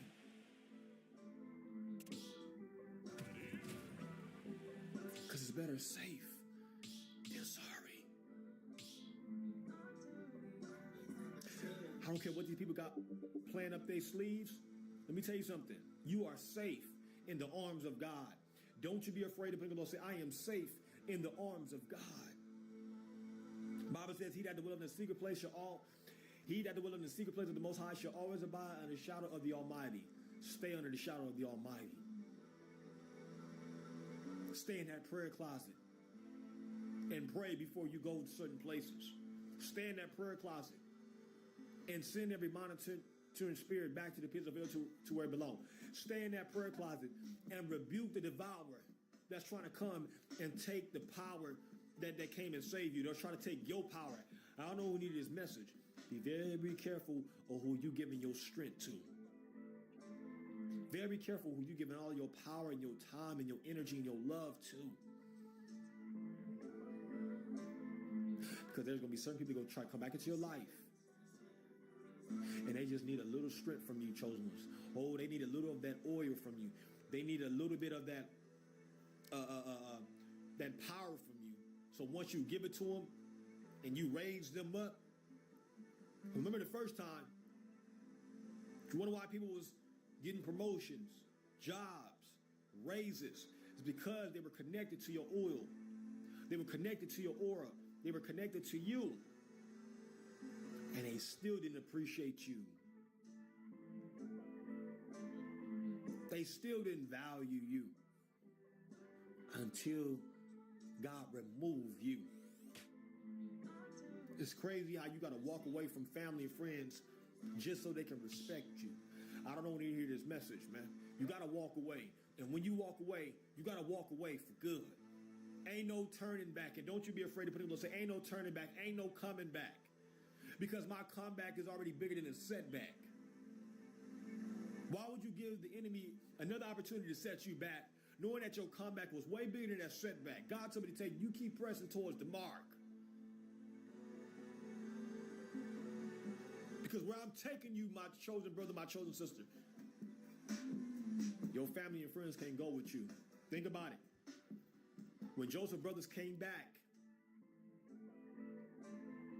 they needed help from the brother that they sold out.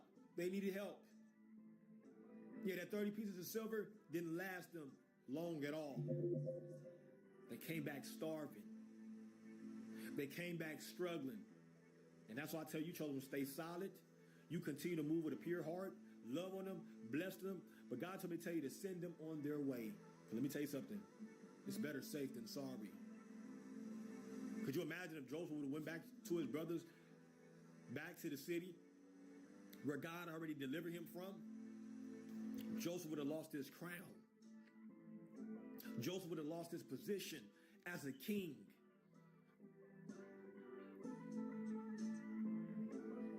Chosen ones, you must have forgot. You are a king. You are a queen. And keep standing on business by standing on your throne.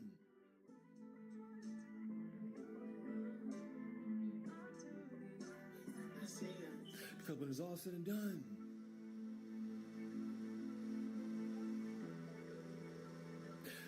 you're never alone.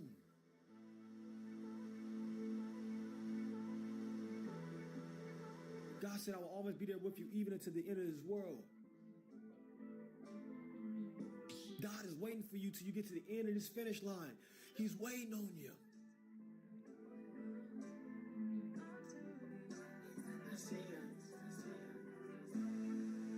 Certain people are waiting for you to fall off. Certain people are waiting for you to fall on your face again. They're waiting to catch you slipping. And every time God sees you going back to the people, He's like, what are you doing? You tripping. I'm waiting for you at the end of this finish line so you can start winning. I don't know when you need to hear this message. God just transitions you from the pit to the palace and you going back to the pit.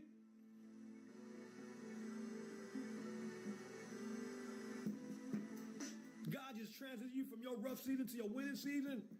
God said, you still walking instead of running? You should be running into your winning season. So I'm going to tell you right now, run, chosen ones, run. And you better run for your promise. You better run for the harvest. You better run for your future.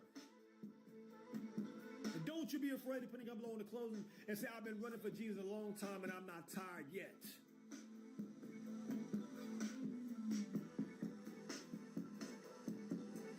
Let me tell you something about these haters. They ain't seen nothing yet. Sometimes God will allow your haters to keep on living so they can watch you get blessed. And don't you be afraid to put it and say, haters, you ain't seen nothing yet, because the best is still yet to come. For we the chosen ones.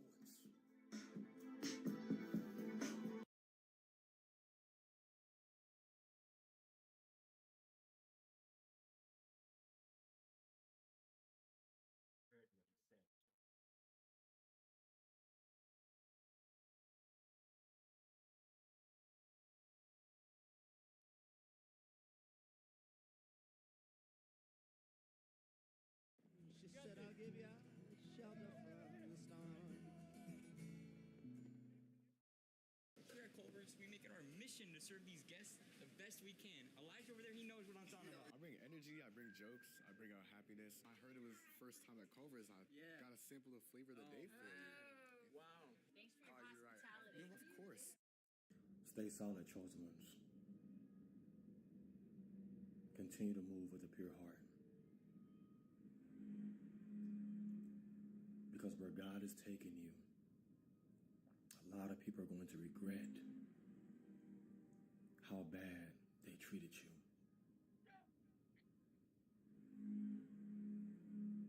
People burned that bridge thinking that you needed to cross it. But the whole time, they needed you to cross the bridge.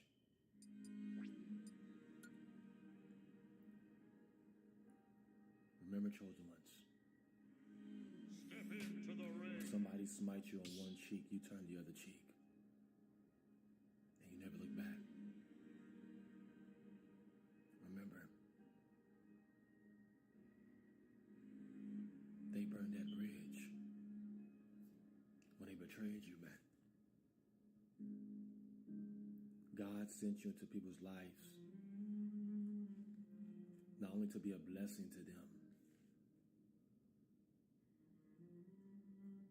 but to lead them across this bridge. Remember, chosen ones, you are anointed and appointed to go to the promised land. And this is why people treated you the way they treated you.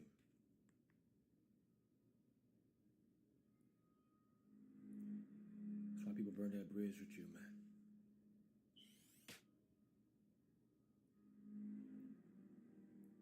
It was out of envy, jealousy. People had hatred in their hearts towards you because of the calling that God placed on your life. And look at you now.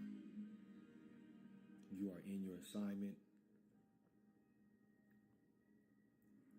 You are in your calling. And if you really think about it, why people think that you needed the bridge to cross, the whole time they needed you to cross the bridge. Remember, in order for people to get to the promised land, they got to go through you. Do you understand what I'm saying, chosen ones? This is one of the main reasons why God handpicked, select, and chose you. Chosen ones, remember, it's not just about you. It's about the generations. After generations after generations. That's coming after you. Because if you really think about it, how ironic it is that it was the generations before you that did it to you. And they did it to you because they were so jealous of the fact that God chose you for this mission. That's why you gotta stay solid. Stay real. Continue to move with a pure heart. Continue to love all of your enemies, and God will make them your footstool every single time. But remember, you're here for a purpose. And sometimes you have to let go of what people did to you. You know why? Because it's not going to matter how bad they treated you because of where God is taking you.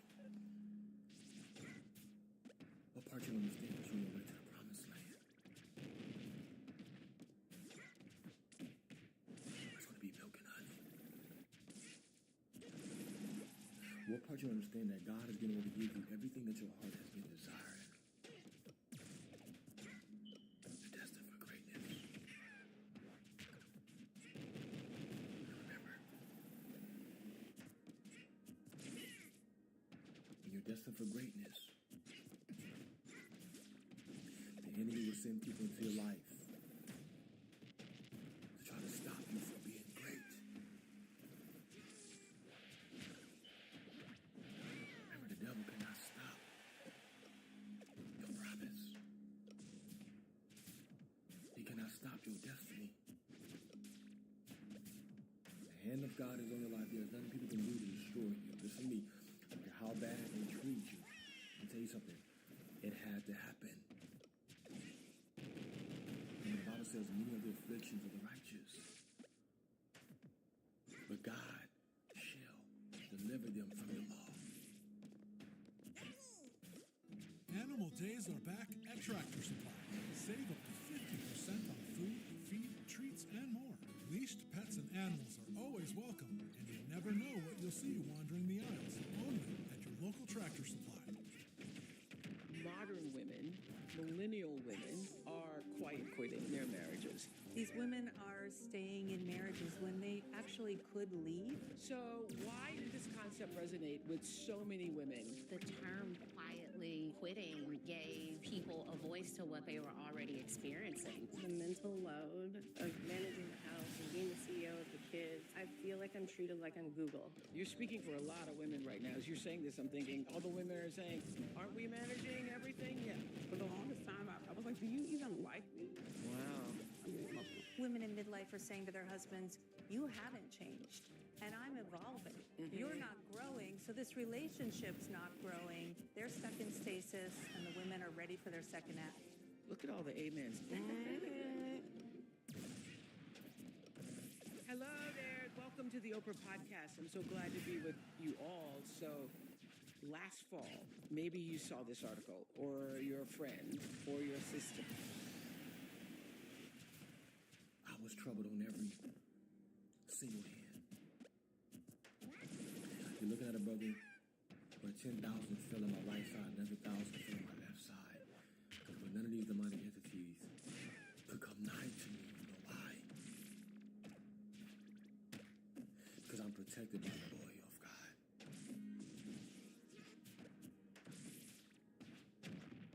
They burned that bridge, thinking that you needed it to cross it. Some people didn't want to support you. They thought without their help, you wasn't going to get to where you at right now. But then came Jesus. After these people left you at a dead end, there came Jesus who led you to your expected end. Don't you be afraid of putting up and say, Lord, thank you for saving me from that dead end and leading me to my expected end. What part you don't understand that people are going to regret how bad they mistreated you, man?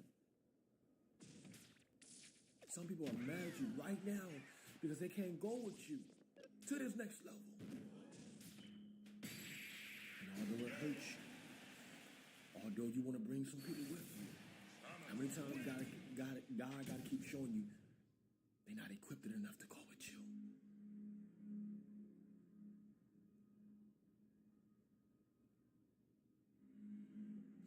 So many people can't believe that God chose you. After all those years, they overlooked you. All those years, they swept your gift up under the rug. All those years, they underestimated you and doubted you. I can't believe why God chose you. But I'm here to remind you again. It's not so much of the people mistreating you and overlooking you and doubting you.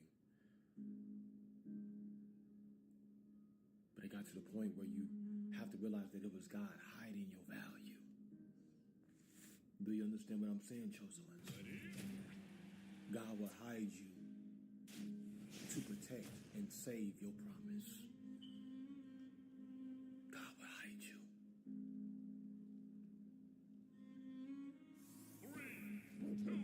When he knows that people are around you, but they secretly jealous and envious of you, God will still hide you.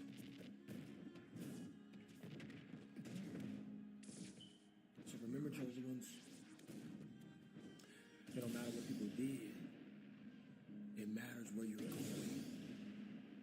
And you thinking that you have been set back from your destiny because how bad people mistreated you, how they left you and forsake you. It's going to feel like that in the beginning. In the midst of it happening, it's going to feel like that. People are going to reject you. And what part you don't understand, that your hometown will never accept you. They will never approve of you. You know why? Because you already been proved by God before you even enter your mother's womb. People fail to realize how bad we was mistreated. People fail to realize how bad we was mishandled.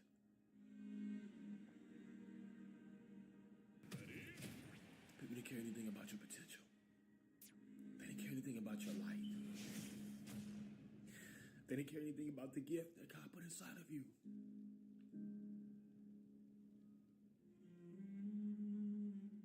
They wanted something from you. 3, 2, 1, go!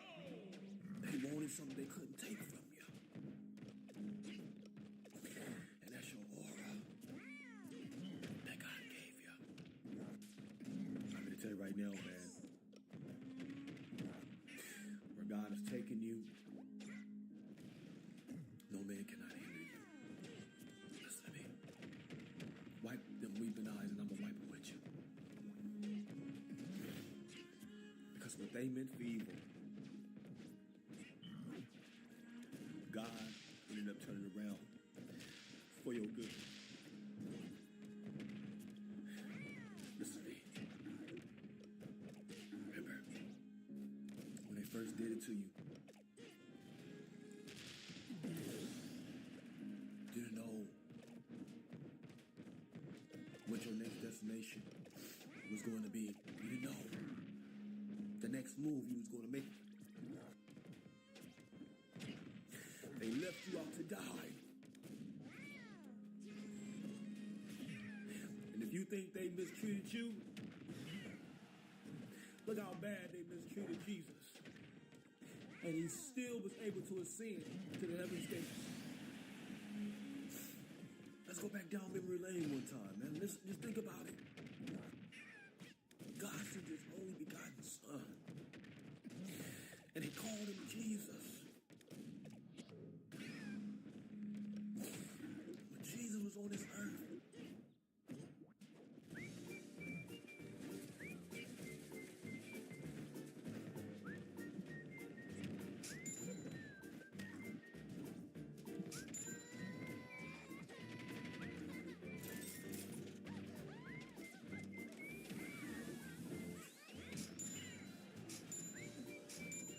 Find out why you're paying more this summer at stickershocksummer.org.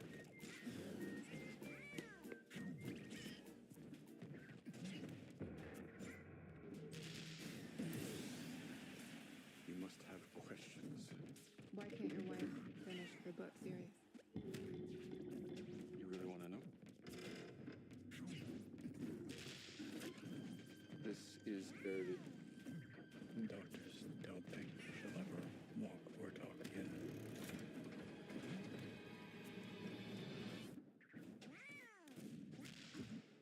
She said, you are a brilliant, undiscovered voice.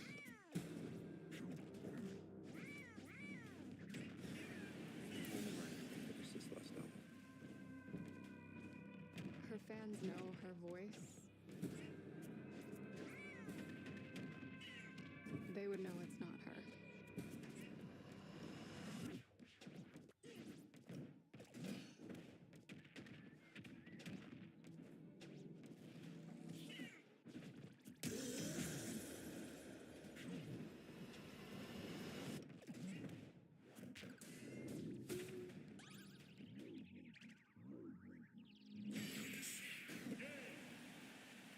he raised the dead. Yoshi wins! He fed the homeless.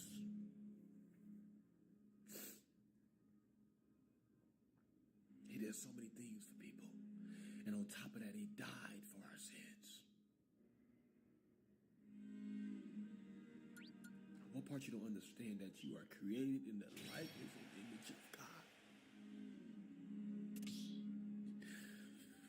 So when you are created in the likeness and image of God,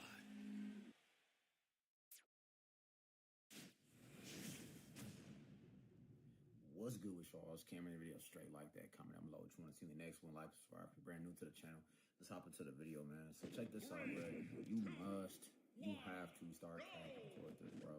And let me tell you why, man. I know off rip, it's gonna be a lot of y'all like, Cam, what are you talking about? You tripping. But think about it this way, dog. Nobody just goes into the dating world and immediately. So as we meander into the second half of the year, I think one of the biggest games that remains is, of course, The Legend of Zelda Ocarina of Time. Honestly, that, Hellraiser, and Halloween, and GTA 6, those are the games that I'm really looking forward to this year. Although, I think Halloween might actually be a 2027 game, so scratch that. We're just down to Hellraiser, Ocarina of Time, and GTA 6. Now, obviously, Ocarina of Time Remake, Remaster, Reimagined is releasing alongside of the 40th anniversary of The Legend of Zelda. And when it comes to Nintendo, you never truly know what direction they're going to go in with a celebration. Sometimes they do things, sometimes games like Metroid just get completely forgotten about because it's also Metroid's 40th anniversary, but you know, nobody really buys Metroid games. Look, I love Metroid games. Y'all just don't buy them. You don't put your money where your mouth is, and I'm ashamed of you. But when it comes to The Legend of Zelda and the 40th anniversary, we of course had some interesting leaks that happened this week. We of course got a look at a Nintendo Switch 2 system specifically for the 40th anniversary, and we also got a look at a Pro Controller along with Joy-Cons. So many people thought that was going to be it from the special side of things when it comes to any sort of hardware or anything, but now there's a third item that's out there, a mystery item, and everyone's trying to piece together what this could potentially be. And I think it could come down to one of three main things, and my hype level for all of these things is differentiating depending on which thing it is. So if this is your first time on the channel, be sure to hit that subscribe button. TanGT would appreciate it. But without any further ado, let's talk about what's going on with Zelda's 40th anniversary, this new leaked item, and what I think it could potentially be. So,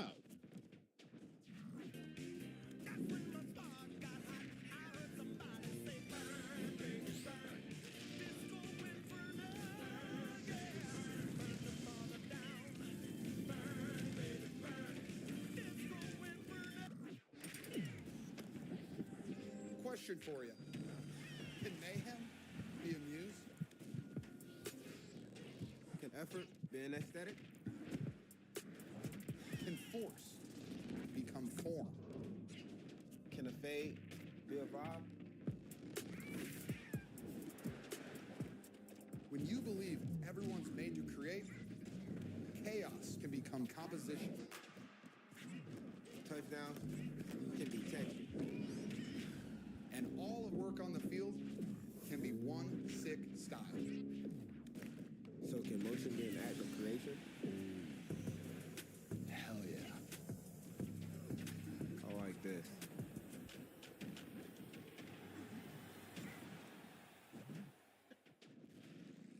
this information is coming to us from the Gaming Leaks and Rumors Reddit forum. XX_7500000 has shared more photos of the Zelda's 40th anniversary Switch 2 Pro Controller box, including an image with a censored third Nintendo product coming that he cannot yet reveal.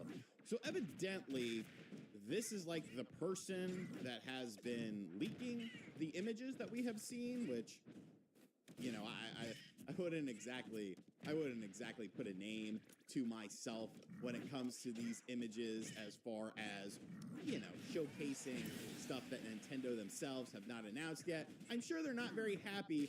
I feel like your job may be in jeopardy, but thanks for taking one for the team here, Soldier. We sincerely appreciate you, because at least it gives us an understanding that, yes, Nintendo is doing stuff for the 40th anniversary of The Legend of Zelda. So when it comes to the new Pro Controller image, I mean, you know, it's just a better look at it. You could definitely tell that it is a black to hunter green sort of thing going on here. You get a great look at the Legend of Zelda 40th anniversary logo as well. A much higher quality picture than the original pictures that we had about this product. You can see you still have the Triforce, the checkerboard thing on here. Honestly, I think it's a nice looking Pro Controller. Like, I like it. It's a little bit, I know some people feel like it's a little bit underwhelming as far as the design is concerned. Like, it's not bold enough, but I don't know. I think the subtlety of it actually makes it more attractive. I don't own a Switch 2 Pro Controller. I might try to get my greasy mitts on this because, I don't know, I think it's a nice looking controller. But like I said, there are other things involved in this as well, and here's where the mystery comes in. So we have another look at the controller box itself. You can see that the hunter green does extend to the back, and there actually is a Link image that goes through. It looks like he's shooting the sword like in the original Legend of Zelda game, in which, you know, if you have full hearts in the sword, you can shoot the sword out. So I like that. I think that looks really cool. But what is this? So evidently, this is something that they cannot yet show off when it comes to Zelda and its 40th anniversary. It does indeed have something to do with it. It's just, for whatever reason, they're not willing to show this off yet. And this is where the big mystery comes into play about what this could potentially be. And I am of the mindset that it is one of three things. And I want to go over these three things with you guys. So obviously, we have a system out of the way. We have a controller out of the way. Joy-Cons come with the system. Those could be released by themselves. So no big deal on that front. You know, we have all of those bases covered. So we have to look at the other three things it could potentially be. And I'm going to go from least excited to most excited with this. First and foremost, what could this potentially be? The first thing I think it could be is, well, absolutely nothing. You know, it could just be a troll job.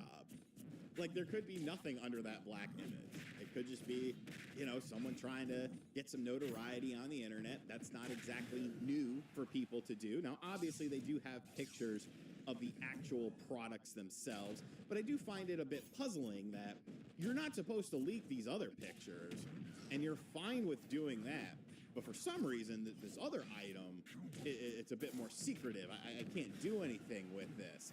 And so, you know, it does make me a little bit leery about that. But then you got to factor in the fact that there's still no idea of what Ocarina of Time is. Is it a one-to-one remake with just better graphics and quality of life improvements like the 3DS version that already exists, and we don't need that again? Is it an expanded thing? Is there more content in it? Is there more, you know, to do within the game? You know, obviously the art style. What's the art style going to look like? We got a little tease, we got a little glimpse, but Nintendo just licked the tip and then left us dry with that. And that drives me nuts. It's like, bro, why didn't you just show off the fucking game for like a minute? Just show a minute of gameplay. Let people theorize about stuff. Let people know what this game is going to be. I don't understand the mentality with this. But maybe it was just driving me crazy. But going back to this being tied into Ocarina of Time, the second thing I think it could potentially be are amiibo for this game, because I don't know, man, for whatever reason, Nintendo's they're still trucking along with those amiibo. And like the quality of the, like that Leon amiibo, that looks terrible, man. Like, who made that? Like, I feel like the quality of these has drastically gone down. I don't care about amiibo.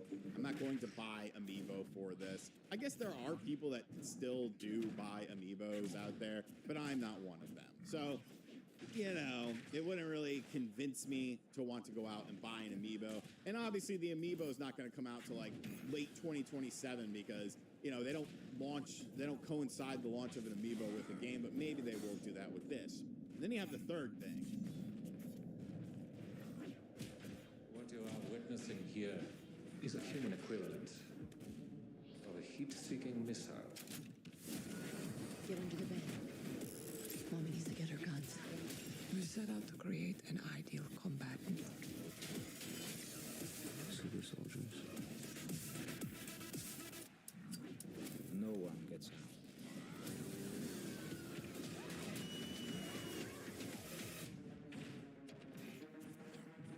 This is what pure neglect looks like. Look at this. This is not a powder coat BDS failure. This is purely neglect. We might be buying control arms. I don't know how to fix that. What a pile of shit. There are 3 steps that you need to take to officially get you to that dream truck you've been working hard for.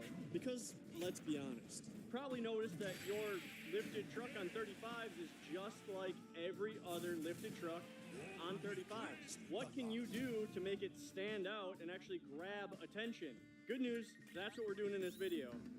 And we're doing all of it with this truck. So we built this.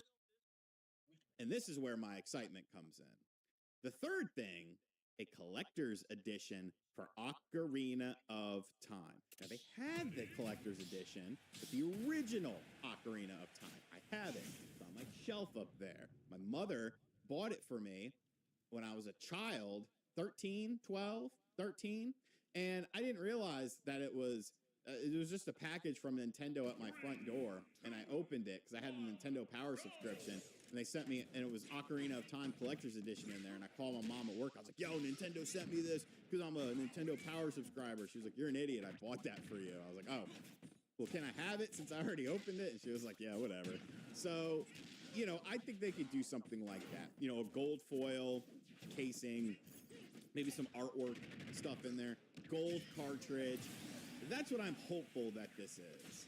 I think that would be really cool. A great throwback to the original game. Something that they probably should have done with the 3DS version. Like you couldn't make a different color cartridge for that.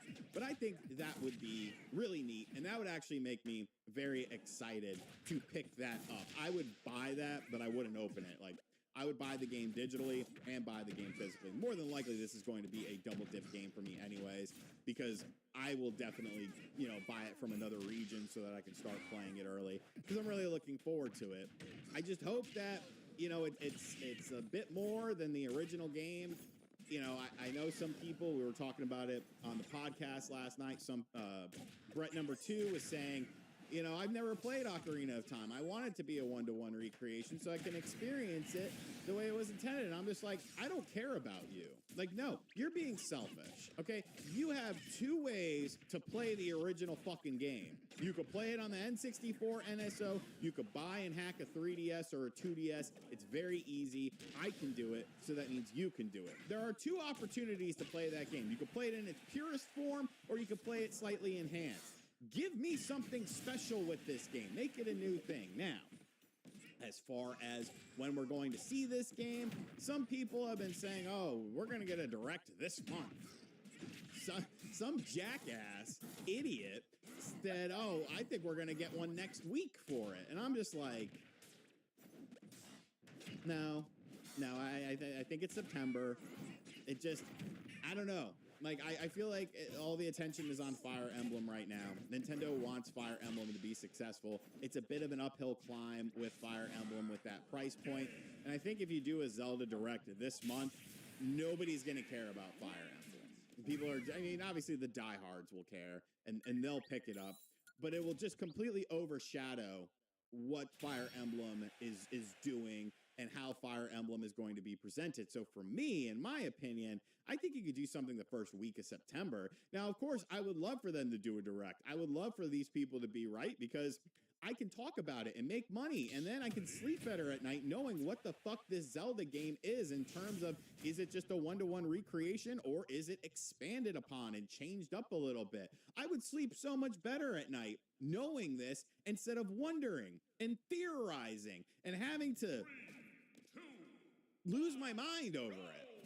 But soon enough, we'll all find out. But I want to know, what do you guys think this mystery item is? Do you think it's anything? Do you think it's amiibo? Do you think it could be, something like a collector's edition for Ocarina of Time? That seems like a home run. You're doing a collector's edition for Fire Emblem. Do one for Zelda, Nintendo. Don't. This is an easy home run. You by default, you guys are the good guys now. Just keep hitting those, get those singles and doubles, hit this home run, and everyone's happy, man. Everyone's happy. Let me know what you think in the comment section down below. And as always, guys, thank you for checking out this video. If you are new to the channel, be sure to hit that subscribe button. Be sure to like, comment, and share. Hit the bell as well. And as always, I'll catch you guys on the next video. Going to the pool to tan some more, baby. Hot dog tan. Later. It felt like...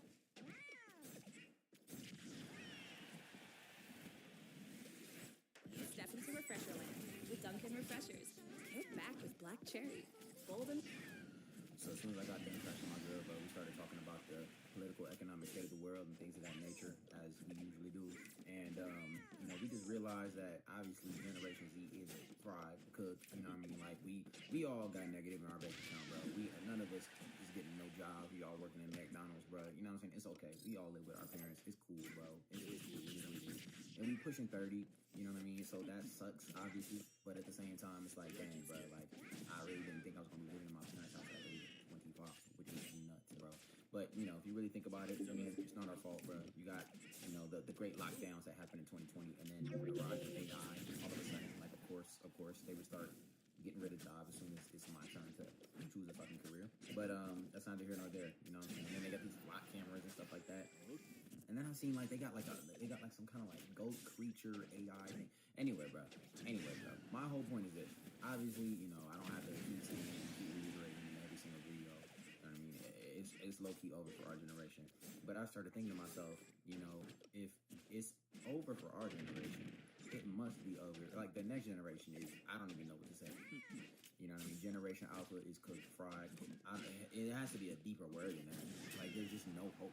There's no hope for the next generation. There's no hope for the future. And this is a bad thing. Even if you're not part of the new generation, this is a bad thing, because what you must understand is that the youth creates culture.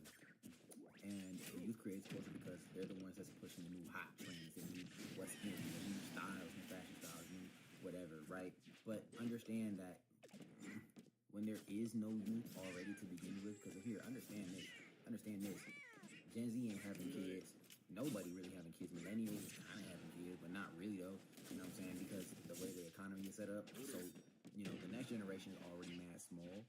But then add in the fact that the things that we're going through right now are only going to continue to get worse. You know what I mean? Add in the fact that we all gonna be living in some cyber city. You know what I mean? Where we live in pods and we all on welfare Section 8 because can't nobody get no job. You know what I mean? That's how things are now. Things are only going to get worse and worse and worse for the future, bro. And that's not good news because, like I said, the youth creates culture. There will be no more culture, bro. Everything is going to be just like Pixies, right? You ever watch Fairly Odd Parents, bro? It's going to be just like the Pixies, bro. You go to work, you go home, you die, bro. That's it. It's already like that, man. Ain't no hobbies, ain't no fun, ain't no joy, none of that. It's just going to be a whole bunch of old people, man, just walking around. And when you have a whole bunch of old people and no young people, there's going to be a lot of issues, lots of problems, bro. No wealth is going to be trickling down, none of that shit, man. This is genuinely all about to go to shit, man. I'm not even going to lie to you. And if you are an actual member of Generation Alpha, which is like, I believe the oldest ones are like 16 or 17 years old right now. Dang, bro. Good luck, Charlie. I don't know what to tell you, man. Like, there's low-key no hope for y'all, man. There's low-key no hope for y'all. Not even gonna lie to you, man. And then add in the fact that like, we supposed to be the parents to these young niggas, like, bro, or the millennials, I guess. They supposed to be the parents. They ain't even got that shit together. I mean, you just look at the state of the world, and you just realize that everything has just completely gone left, bro. And it's hard to, like, be encouraged by any of this, because when you look at the state of the world and see how bad things are, you don't feel a sense of, like, oh, I want to, like, start revolutionizing, or I want to start fighting back against whatever's going on. You feel a sense of hopelessness. And that's exactly why everybody walking around depressed and shit, is because we all feel hopeless as hell, bro. It's very hopeless when you turn on your TV and all you see is fighting and wars and AI and all this dystopian ass shit, man. Just dystopian. And it's like these people that are running shit, man. They don't give a fuck about what we got going on. Genuinely, they don't give a fuck. I seen something the other day that said that AI is going to start, watermarking, so that I guess. So that if you use AI on your resume or as a student, then it can be detected. This is my problem with schools and, workplaces docking people for using AI. You cannot dock someone for using AI when, quite frankly, that's the future that's being pushed on us, number one. And number two, y'all are using it yourselves. Half these job listings are made by AI. Half these recruiters are fucking AI. Everything is done by AI. Yeah, you want to dock people for using it? How you gonna do that shit, man? That's what this is control. That's all the shit is. See, what y'all gotta understand, if y'all this deep in the video, bro, look, you gotta understand that this is all for control, bro. Okay? No conspiracy theory shit. But what you have to understand is that they already had control over us. They already surveilling us, all this other type of shit.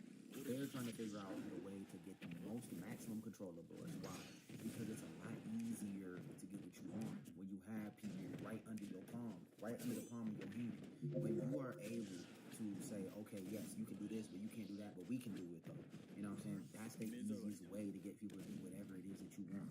And what do you think they want from us? What do you think they want to literally just farm your life source, bro? Your life energy. They want to drain it. Why do you think the 40-hour work week has stayed in there, even though that shit was made how many years ago, bro? Back when Henry Ford was running shit, bro. We do not need to be working 40 hours a fucking week, bro. We really don't need that shit. Because here's the thing, even if a company doesn't have a bunch of employees or whatever the case may be, you see how many niggas can't get hired right now? You mean to tell me that you can't get enough employees? Fortune 500 companies can't have enough employees to cut down on motherfuckers' hours? Come on, bro. Are you serious? We gotta work a 40-hour work week, not because it's the most productive. Productivity. Shit, bro, half these companies, what are they even producing? Half these companies, bro, wow, this shit just hit my brain right now, bro. Half of these companies go on Indeed, anything, ZipRecruiter, whatever. What the fuck are they actually actually doing. Like, genuinely. Unless it's like a very clear, like, oh, like, you're gonna be a nurse. Oh, you're gonna be a firefighter. What are these companies doing? Where do they even spawn from? Where do they come from? It's like half of the shit is bullshit and meaningless work that, quite frankly, anyone who know they right from they left can do. When you're creating content with a team, you'd think the hardest part would be making the content. But the part that I hate is constantly asking, where did we put that? For a long time, my biggest challenge was turning a good podcast idea into an organized production plan. That's why I started using Superhuman Docs from the makers of Grammarly. Superhuman Docs is more than just a doc. It has AI built into every part of the doc, and everything that you create with it can be edited, shared, and collaborated on by your whole team right away. You just open Superhuman Docs directly in your browser just like you would a Google Doc. I just describe what I need, and Docs AI builds the whole thing instantly. Everything from concept to performance in one place. Docs is the best place for teams and AI to work together. Try Superhuman Docs for free today. At Farmers, we're making insurance simple and honest. That is correct. We cannot sing any lies. We're all about transparency with our customers. We make it clear, but it's still a bit boring. That means coverage with no jargon. For the record, he dies is there to hide the gray. When your policy starts with honesty, you don't have insurance. You have Farmers. Bum, bum, bum, bum, bum, bum. I mean, yeah, everyone does it. Gives you confidence. It's all about control. It's all about being able to make sure that you do not have a soul when you leave this earth. Before you leave this earth, you already die. They want you, as soon as you hit your 20s, to enter the work world so that you start dying earlier and faster and quicker. They want to take your life soul literally, bro. Your life source, your life, your energy. And you know that for a fact because they only give you so many days off. Think about how fucking weird. Is it not crazy, y'all? Like, really, let's freely think here. Is it not crazy to you that you have to put in paid time off? You have to request time off to have to yourself, and it might not get approved. So, like, let's say you have an emergency, or let's say that you burnt the fuck out and you just can't do it no more, and you put in time off. They have the power to say, no, nigga, get to work. Is that shit not slavery? Is that not just fucking slavery with a little extra steps? Oh, well, it's different from slavery because you're getting paid. Yeah, obviously, no shit, you're getting paid, but let's be honest with it. Let's be honest. Two things. Number one, half the time, you still gonna be broke, bro, because the way the housing market's set up, most of your rent probably that shit taking all your paycheck. Number one. And number two, even if money wasn't the issue, you know what I'm saying? There's always gonna be a new problem popping up. So it really don't even matter about the money. It's not even about the money. It's about the fact that they literally don't want you to live life. You can't even take a goddamn vacation, my nigga. You can't do shit. And it's only going to get worse and worse and worse and worse and worse. We are going to get to a point where they probably bring back slavery. AI is about to enslave us. And you know what's so fucking nuts, bro? If you said AI is about to enslave us 20 years ago, 15 years ago, niggas would have looked at you like, he's just another conspiracy theorist. He's just talking out of his ass. He's just fucking yapping. He don't mean that shit. Oh, whatever. He watched too many sci-fi movies. But tell me that shit is not genuinely like a viable thing. And the thing about it is that now it's already that. And this is only the beginning. Like, Generation Alpha, y'all niggas, y'all about to be living in a whole different world from everybody. I ain't gonna lie. God bless the generations that come after this, because I ain't even gonna hold you, bro. Y'all might be the first generation to go backwards, right back into slavery. I mean, we already in it, but it's gonna be literal. It's literally gonna be AI bots. It's gonna be AI bots that have us do the slave work. You know how you type in the AI, make it sound like this, make it sound like that. You demanding it to do shit. They gonna start demanding you to do shit. And that's not even too far-fetched. Tell me that's too far-fetched. Tell me it's already happening. Because guess what? The people that create these AIs don't have good intentions. They said this shit in Jurassic Park, bro. Scientists never stop to think about whether they should. They always think about, could we? They always think about whether we could. They never stop to say whether we should. And that's what happens all the time. And we already see it because let me paint a picture for you, bro. That new EDP documentary dropped, right? He could not get Barnes to save his life. So what did he do? He went to AI and started talking to AI women on the internet. AI girlfriends. So you really think he the only one talking to these AI girlfriends? How you think these niggas, who you think coded this shit? The niggas coding it. They think the same way. They want an AI girlfriend too. It's a lot of secret people probably watching this video that got AI girlfriends. It's probably niggas in the comment section probably typing some bullshit. You probably got an AI girlfriend. Look at you trying to click off the video. Go right back to her, huh? You think she real? She ain't real, bro. And this is the thing about it. This is This is why I bring up AI girlfriends. I bring up AI girlfriends because it shows that we can be controlled by AI. Every time you see a little AI girl, you want to go. You want to, Bro, the easiest way to be able to control young men these days is through grooming. Why do you think they allow OF pages to be made? Why do you think they allow just all types of just like lustful energy to be spread throughout the internet? Why do you think they allow, why do you think they allow only like the female rappers that want to shake ass and shit to pop off and go crazy? It's never the ones that's the skinny Jones. It's never the religious Jones. It's always the thick Jones with the BBLs, bro. They the only ones going viral popping it. They just popping it all on the internet, bro. Why do you think they go viral? It's because they understand that sex not only sells, but sex controls. Lust controls. And when you can control the men in a country, when you control the men, understand that you now have power over Ready to lose the hat and regrow the hair? With Choose by Hims, you can regain your confidence. Our treatments are powered by doctor-trusted treatment plans, so you can grow thicker, fuller hair in 3 to... You have the ultimate power. How they gonna control the young men? They don't even need to use women no more. They gonna make AI with it. Now you probably asking this question. Why is it that they need so much control? Don't they have enough control? What more control do they need? Because here's what you have to understand, bro. At this point in time, we still have life force and energy. We still are able to kind of speak up and people be speaking up and shit like that. They don't want nobody to be speaking up. They want shit to be just like the book 1984 by George Orwell, brother. If you go read that book, that shit is damn near one-to-one. Whoever is running shit, I don't know who the fuck is running shit, but whoever is running shit wants it to be just like that book 1984, bro. They want it to be just like that goddamn book. And guess what? We had in here, you got the AI flock cameras. They want to be Big Brother. It's so that they can continue to make money because that's what makes the world go round. They want to continue to make money and indulge in whatever pleasures they want, unquestioned, unburdened by the regular people. They don't want nobody from the outside. They don't want people to come up no more. Why do you think? What do you think they're doing for YouTube? Doubling the watch hours and all this other type of shit. Yeah, on the surface they may say, it's because we want to stop AI channels from popping off and shit.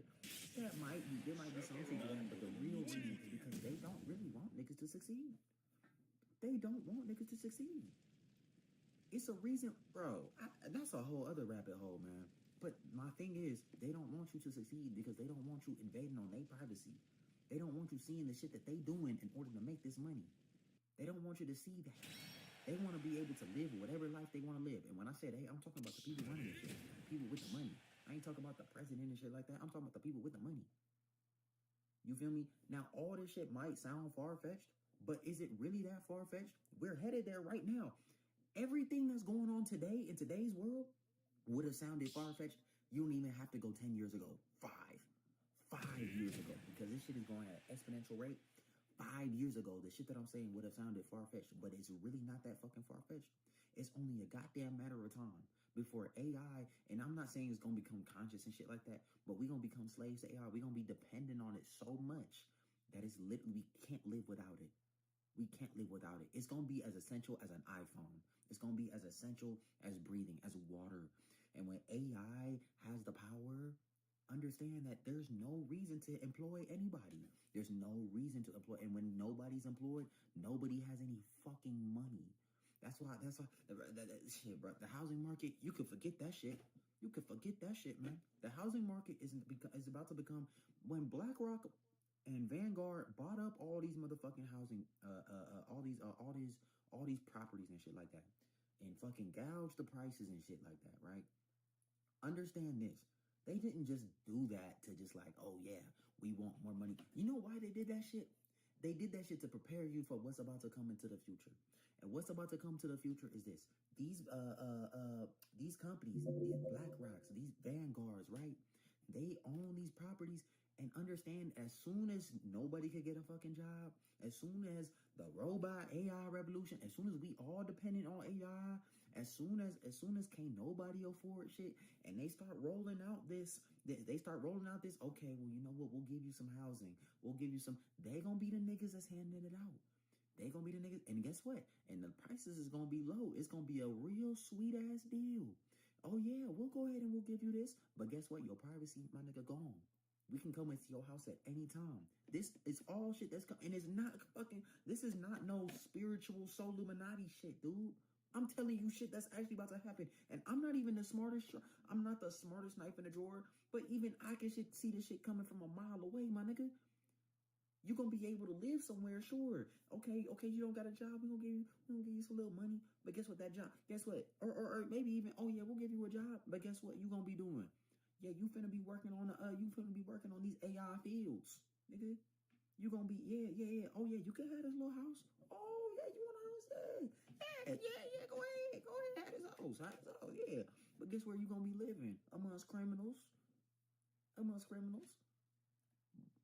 And everybody gonna be in the same spot. Even down to the food, bro. Oh, you can't afford food? We got some food for y'all. Guess what's in the food? Bullshit.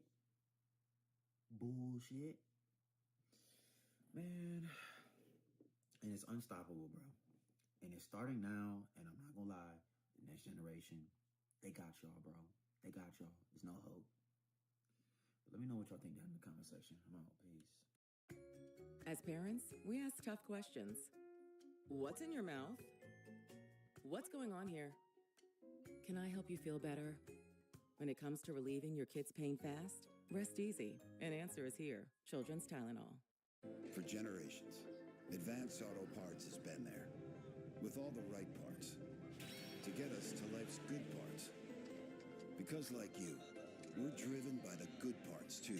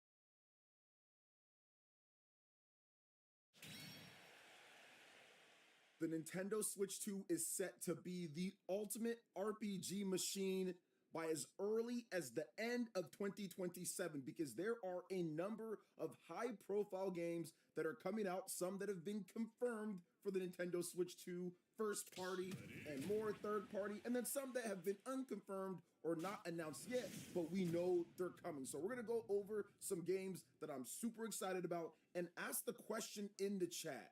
By the time that you finish this video, is 2027 going to be the best RPG year ever when it comes to games? If you look back at all of the best years for RPGs, any individual year throughout the history of the medium, could 2027 be the biggest and best year ever? Well, I think by the time that you finish this video, it might be. You could also let me know what is your most anticipated RPG for next year. And it doesn't have to be the games that we go over after you watch this. It can be anything. I think this is going to be an awesome time going through these games.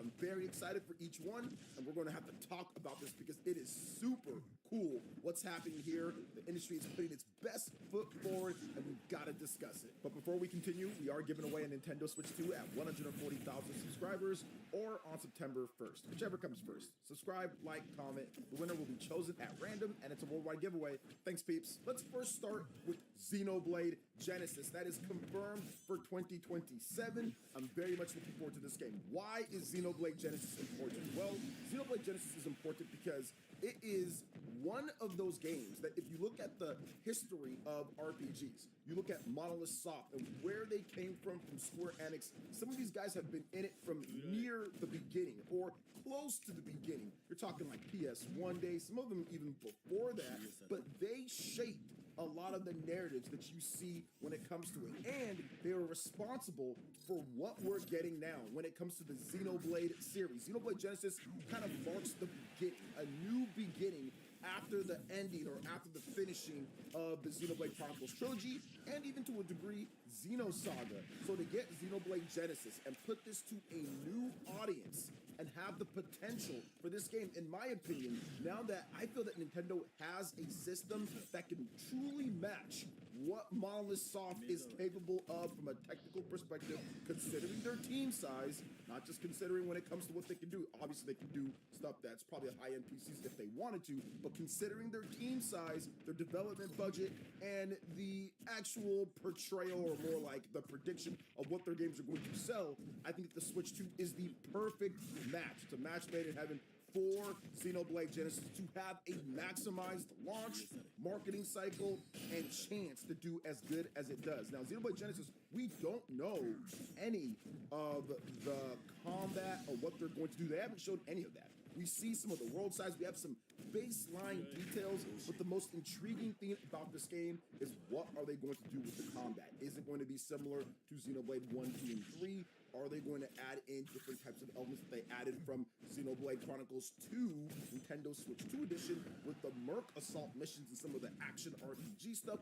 What are they planning on doing with the combat? How are they going to make new hooks? What are they going to do to get more people in that never played a Xenoblade game? Because clearly they're starting over with Genesis, the name, the start of a new beginning. They're trying to get more people in while retaining the name of Xenoblade, dropping the Chronicles. So it's something that it is a new thing. Yes, related to what they've done before, but still something brand new that anybody can pick up and play. So I'm very excited to see how Xenoblade Genesis works out in 2027. Okay, the behemoth on this list, and probably the game that's going to sell the most, it's Pokemon Winds and Waves. This is a crucial, pivotal, vital, very, very important game for 2027, and there is a lot riding on this game. There's going to be so much talk about the first Pokemon game on Nintendo's new hardware here, built specifically for the Nintendo Switch 2. We had Pokemon Legends ZA. That's a Switch 1 game that was ported over to the Nintendo Switch 2. Heck, it's even the Nintendo Switch 2 edition. But Pokemon Winds and Waves is not coming to the Nintendo Switch 1, which if you remember back when it was first announced at Pokemon Day, there was a lot of Switch 1 owners who were saying, wait a minute, why not us? I think that you're going to find out why once we get that next trailer. I think we'll get a trailer sometime this year before the end of 2026. But I think the reason why is because it's going to be significantly more ambitious than anything that they've ever done on the Nintendo Switch 1. And of course, you don't want that same issue that you ran into if you're making an open world RPG. You don't want to run into anything like you ran into with Pokemon Scarlet and Violet. So I think that so far, based off of what they've shown, I think that this game already looks significantly better. They've upgraded the tech. There were some leaks, and I figured that it would be better from a graphical perspective, but now we have that confirmation. But what about the combat system? We still need to see what new things, what new touches, what's the new gimmick with Pokemon Winds and Waves, because they usually have some type of new gimmick, either Pokemon getting massive, or there's like crystal Pokemon, or different types of things like that. So what are they going to do there? Another thing with Pokemon is always something like the seamless multiplayer cooperative play. I know people give Pokemon Scarlet and Violet a lot of trouble, and I get that. You know what I'm saying? It launched in a rough state, but if you play it on the Nintendo Switch 2, some of the co-op elements, some of the multiplayer elements, some of the actual competitive stuff that they have in there is really good. It's a really good game once you get down to the brass tacks of it, especially the ending of the game.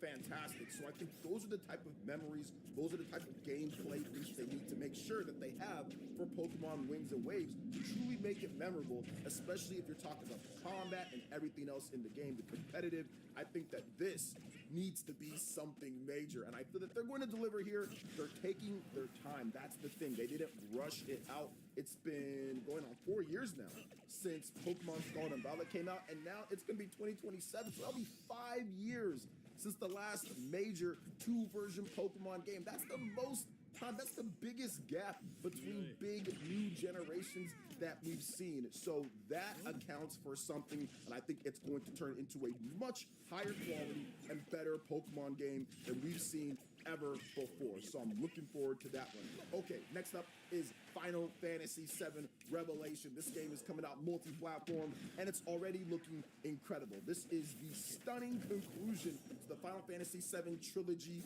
Remake series, and I'll be 100% honest with you guys. While it looks awesome, I'm very excited. I'm looking forward to checking out what's going to happen. I never want Square Enix to ever do this again. Like, they should never do this again, where they take one game beloved from our past, split it into 3, and spread it out over the course of a decade plus. That's something that they just don't need to do. From the first announcement, I think back in like 2015 or something like that, all the way to now at this point in 2027, we don't need that. Now, with that being said, I think that the game looks awesome. Seamless open world, you've got the big, huge airship that you can jump out of, and you can just fly down to anywhere that you want. Combat looks awesome. You still have all the cool stuff from Final Fantasy VII Rebirth. The gameplay really has evolved from each title and gotten better and better. I think that the hardware also got better from PS4. Now we're on Switch 2, and now we're on Xbox Series and PlayStation 5, and now we have PC. So there's been a number of things that have, I would say, shaped the series along the way, and they've done a great job when it comes to just trying to get the most out of every platform that it's on, even with the Nintendo Switch 2. And I'm excited to see exactly how they get this massive game going, and going the way that it did. I mean, Rebirth was very surprising to see in terms of how it ran and looked and everything with the Switch 2. So same thing here with Revelation. I think it's going to be awesome. But even if you're just talking about the game itself across all platforms, PS5 Pro, I think it's going to be a lot of great action and fun in the game. They've showed it off a number of times now. They've talked about the combat. It looks, like I said, just as good, if not better, than what they've done before. All the characters animate and look great, and it's going to be the end. It's finally finishing up this trilogy of games, so I'm looking forward to that. And of course, what they do next when it comes to Final Fantasy, because I'm pretty sure they'll be working on Final Fantasy 17. I think a lot of this staff is probably going to move over to that game. Okay, we got to talk about Kingdom Hearts 4. This recently got a brand new trailer at D23, and the world of Coco is going to be in there, and it looks stunning. It looks really good. Kingdom Hearts 4 is a long time coming. Fans have been waiting. There's a lot of exciting announcements, from the anime to just a bunch of cool things. And we've got the confirmation that it's going to be... Welcome to a world where the salmon fight back. The weapons shoot to krill. The gadgets help you ink outside the box. And the treasure's as spicy as you make it. Splatoon Raiders, only on Nintendo Switch 2. Being a race strategist is all about data. During the race, we run thousands and thousands of simulations. To run those simulations, we use Azure Batch. It really has revolutionized our ability to do analysis. Late 2027. So there's a couple of different big things that entails. One, if you're on PlayStation 5, there will be a disc version of the game. Sony is cutting off disc versions of games in early January 2028. So it's just going to make the cutoff there. I'm not sure. Maybe they gave them a little bit of an extra push to do that, but I'm pretty sure it was already planned for late 2027. Let's hope that there's no major delays if that's the case. And let's hope that they can get the game full physical on cartridge. I mean, I doubt it because they're going to say, oh, well, the streaming, we need it for faster loading and all that, so it needs to be JK card. I get that. They're probably going to do it, but I hope that they can. Kingdom Hearts is a legendary franchise. Actually, it's a franchise that Disney and Square Enix are now saying is $1 billion franchise. $1 billion. I guess that's between all the merch and all the different pop-up shops and all the different type of cafes and different stuff that they have. $1 billion in game sales. I mean, they haven't told us the game sales of Kingdom Hearts or even the older games in quite some time, but people do buy those. So maybe it is $1 billion franchise. Cool, good for them. They got the anime going here, but Kingdom Hearts 4, the game, is looking awesome. We've seen it now a few times. It looks like this is the start of the ramp up of marketing of the game. They were silent for years at this point, and fans were frustrated. But now we have solid information coming out somewhat regularly. Back in June, when it comes to Nintendo Direct, we got that trailer that shocked everyone day and date on the Nintendo Switch 2 and looking fantastic. Now we got this D23 trailer that looks really good, introducing a new world with Coco and everything. Fantastic when it comes to that, and I'm pretty sure there'll be like another look before the end of the year, and then they'll ride into 2027 with previews and updates and cool things. It looks like it's really going to be getting ready to go, and it looks like Kingdom Hearts is back when it comes to major Kingdom Hearts games. This could be the best one in the series. We'll have to see on that one, but I'm looking forward to Kingdom Hearts 4. It's going to be a lot of fun. I buy all the Kingdom Hearts games, so I'm looking forward to checking out this one myself. All right, we got to talk about this here. Persona 4 Revival, not confirmed for the Nintendo Switch 2 yet. It's coming out next year, February, but I do think that it's coming. Obviously, Persona 3 Reload, that came out on the Nintendo Switch 2, and that sold over 500,000 units plus, giving Atlas and Sega a good boost in their financials, which they specifically noted, yeah, the Switch 2 version of that game did really good. So I think that it's just development cycles. Development cycles, Switch 2 came out in the middle. They're trying to finish the game, but I do believe that it will get a Switch 2 version. And they need to make sure, because Persona 3 Reload launched in a crusty dookie state, they need to make sure that it actually launches good. So I don't mind if it does not come out day and date, because there's still a chance that it does. Maybe at a Nintendo Direct they announced that. But if it doesn't come out day and date, make sure you take the time, and when it does launch, 60 FPS, we need that docked and portable 60 FPS. Not just docked 60 FPS like Persona 3 Reload and portable 30. We need it docked and portable 60 FPS. Please, Atlas, on that one. But anyway, Persona 4 Revival looking fantastic. Gameplay looks great. They've been releasing some new features trailer. It's Persona 4. It's the Persona 4 that you know and love, but just looking a lot better, and then adding in elements that they've added over time, like with Persona 5 or Persona 3 Reload, adding in some of the cool combat elements there. So if you're someone who's a fan of Persona, or if you've never played the Persona games and you want to get into it, Persona 4 Arrival, you can start there. New characters, new area. Like, you don't have to play like Persona 1, 2, and 3 in order to play Persona 4. I mean, it would be nice, and there's some things in there that you might know, but you can play Persona 4 Arrival. So I'm looking forward to seeing how the fans react to that and just the quality of the game overall. But I do think that it's going to be really good. Combat looks smooth and fun, and it's great to have it on newer systems too. So Persona 4 Revival coming through February 2027. And then last but definitely not least, Persona 6. That is a game that could potentially drop late 2027. I do think that since they announced it this year, they probably want to show it off and release it next year. Now, I think that they didn't show too much because they still want to market and release all the games that they have. There's a Metaphor Refantasio Switch 2 port that they have to release. There's a Persona 4. So I think they want to kind of emphasize and focus on the games that they have for this year and for next year with Persona. And then after that, then you can really go say, okay, here is Persona 6. After all of these years, we've been working on this game for a long time now. Persona 5 came out a decade ago, so now we have something for you guys here.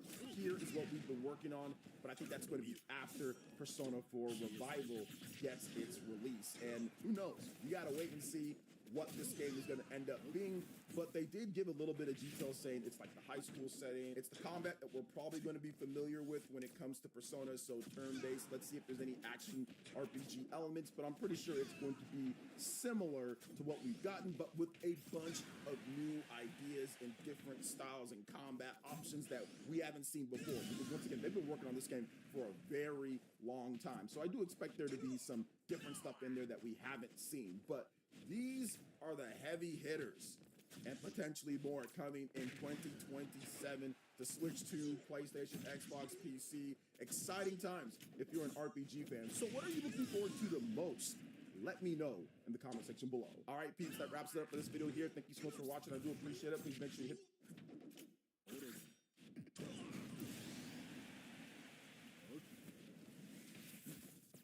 Tonight, in your spacious La Quinta suite, you can be the agent of destruction.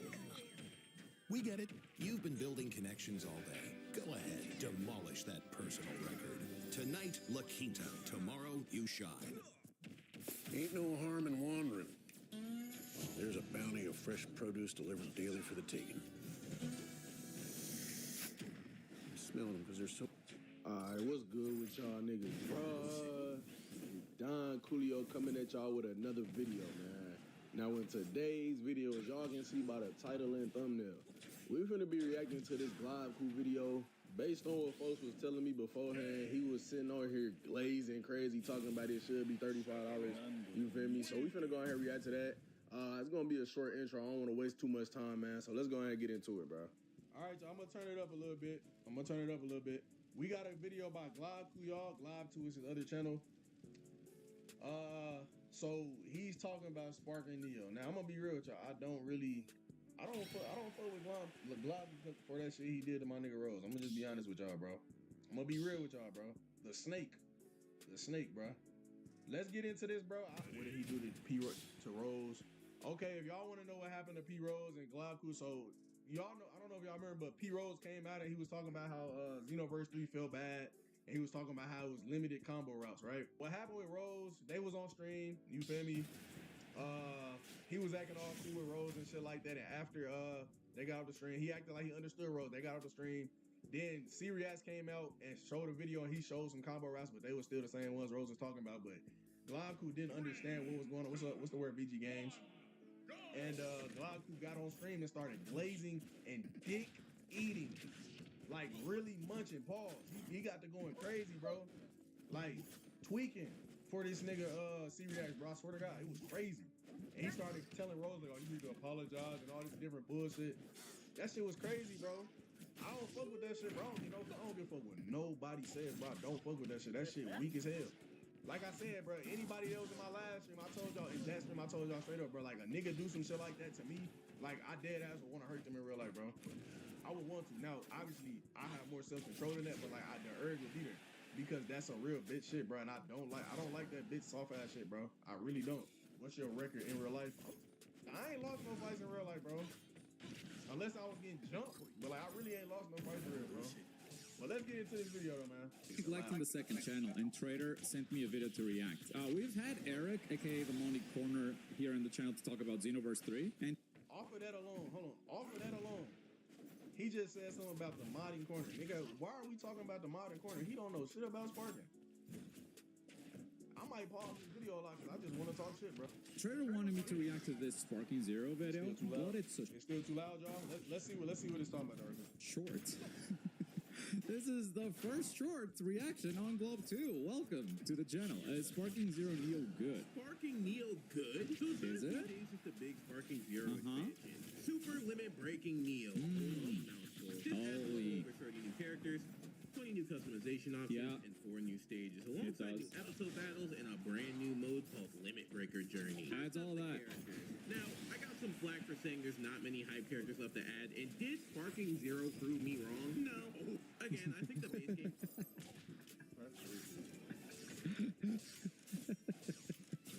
Yeah, fair enough. Fair enough.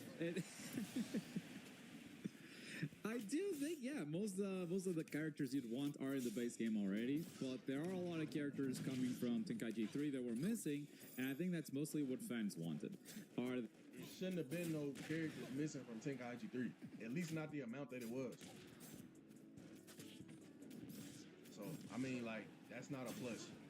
It's not a plus, like, bro, if I'm buying a DLC or shit that was already in the last game. I don't give a fuck with no niggas. That's not a plus, bro. You know, you don't get points for that. It's so much content that you can add to it, or it's so much content out there to be added to Dragon Ball that was not in any other game, bro. Like the GT characters, they did good with that. GT Vegeta and GT Trunks, it's fire. You know, that shit. Come on, bro. Those characters hype additions, he ain't wrong. I don't think he's The wrong. roster is pretty great, but the new characters are welcome, and I think for sure the standouts are the classic Dragon Ball characters, Super Saiyan Bardock, and my favorite addition, Lord Chill. Wow, no Vegeta GT? Damn. So, to me, I think that was the biggest one. I would say a lot of people wanted Super 17 as well. So, you know, so those people would say, yeah, he's wrong. But if you look at the overall package of the 30 characters, I mean, most of them, you're never going to play most of them.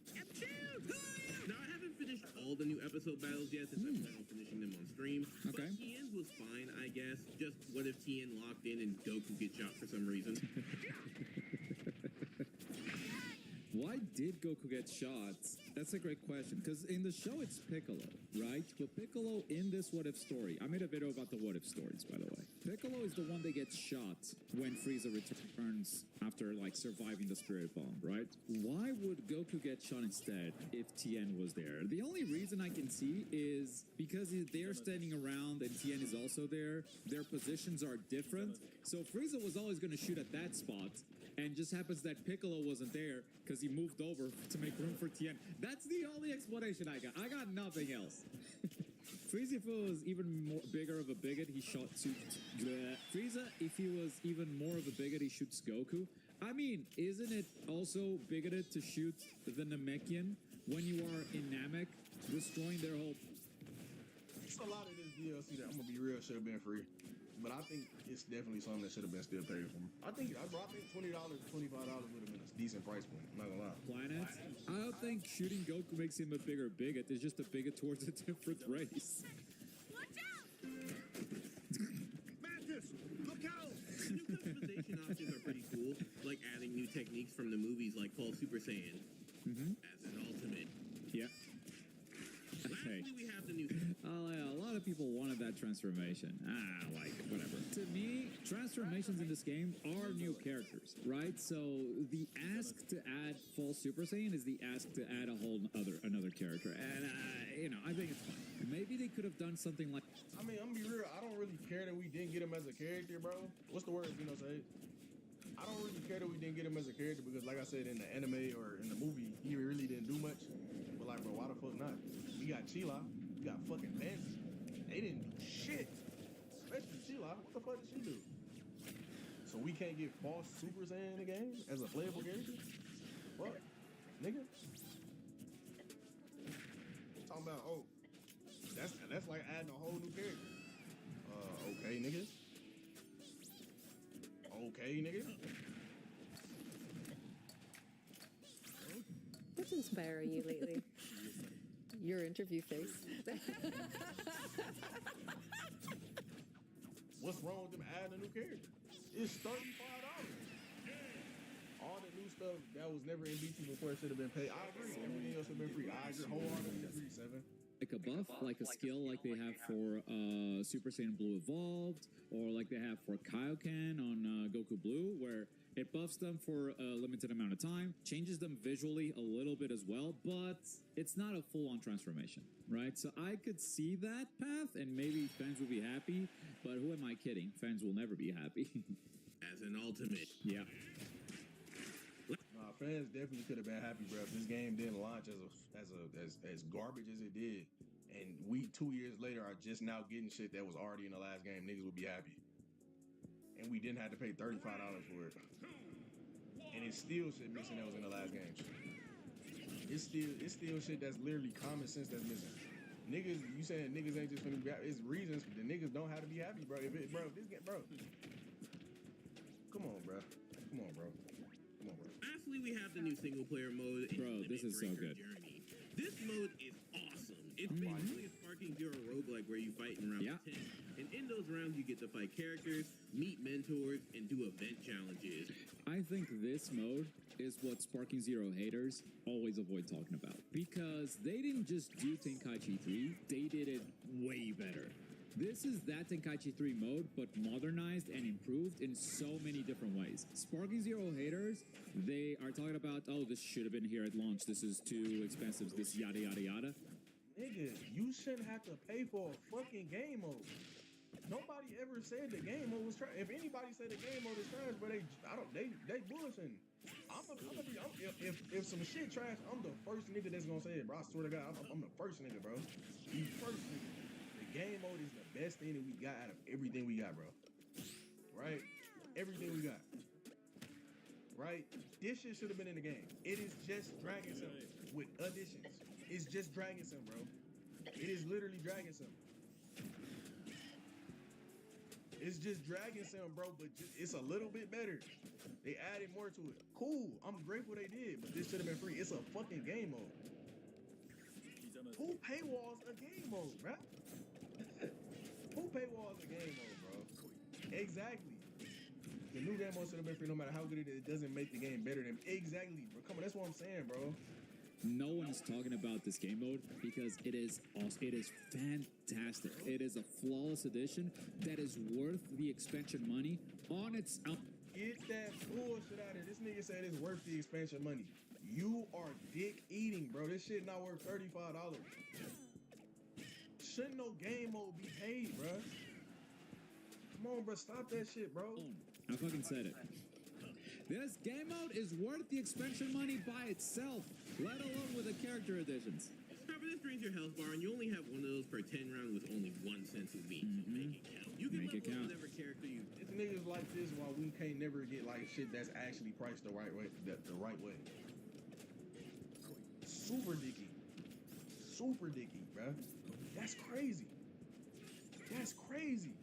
That boy, my boy Hollow said he trying to get that Bandai care package in the mail. Get this nigga the fuck out of here. And it's crazy, he'll say this shit. But I guarantee you this nigga not playing it like that, bro. I already got a character to level 1,000. I can literally show, I swear to God, I'll show y'all right now. I got a character level 1,000. He not playing this shit like that, talking about it should be worth $35. We got niggas that's not even playing this shit, bro. Like, for real, saying it's worth 35. Bring here and build their attributes the way you want. Kind of like a Xenoverse game in a way. Not everything needs to be Xenoverse, okay? Not everything needs to be. You can even take these characters into some of the online modes. This mode has the potential replayability of some of the original Tenkaichi games with how many different routes you can take and all the unique character interactions you can see. All of Dude, wait, what? He won that? All right, I was focused on the what he was saying, but Tenkaichi games with how many different routes you can take and all. Bro, that is so close. That is so close. I feel like Goku is still not touching the ground. I feel like you wrung yourself out, but the game gave you the victory. What the hell? Nah, Goku touched the ground first. Damn, that was so close. My only issue is that Limit Breaker game mode needs more stages. I could almost buy Black Ops 1 and 2 for 35. Exactly. Just to play, like, I want to play the mode in space or Namek. Yeah, they could add that for sure. The unique character interactions you can see. All of this comes at the price of $35. Yeah, that's kind of a crazy ask, especially since some people paid up to $100 for the base game. I have thoughts on this. I'm gonna let him finish. Hey, I swear to God, whatever he say, I'm finna debunk that bullshit immediately, bro. Immediately, bro. So if you're someone who hasn't bought this yet, I'll tell you this. If you're someone who still casually boots up Sparking to try out the free modes and challenge your family and friends, then I think this is a great expansion. Hell yeah. However, if you're someone who was hyped for the base game, dropped it after a month, and haven't looked back since, then this DLC doesn't add anything game-changing enough to come back, or at least not yet. Folks, put on your tinfoil hats, because I don't think this is the last big Sparking expansion. Okay, I have thoughts on the price on the $100 thing. Okay. Okay, let's see what this nigga say, bro. Okay, so first of all, let's talk about 2 years later and can't see ping or connection type. It's a game expansion. What the fuck they expand on? Characters? It's a DLC. Every game does that. And I'm gonna get into that too, because I be seeing a lot of niggas sitting here like, I be seeing a lot of niggas sit here and like tweak, bro. Like when it comes to like 30 characters. Okay, we gonna debunk that. About this because it's a common complaint that people had.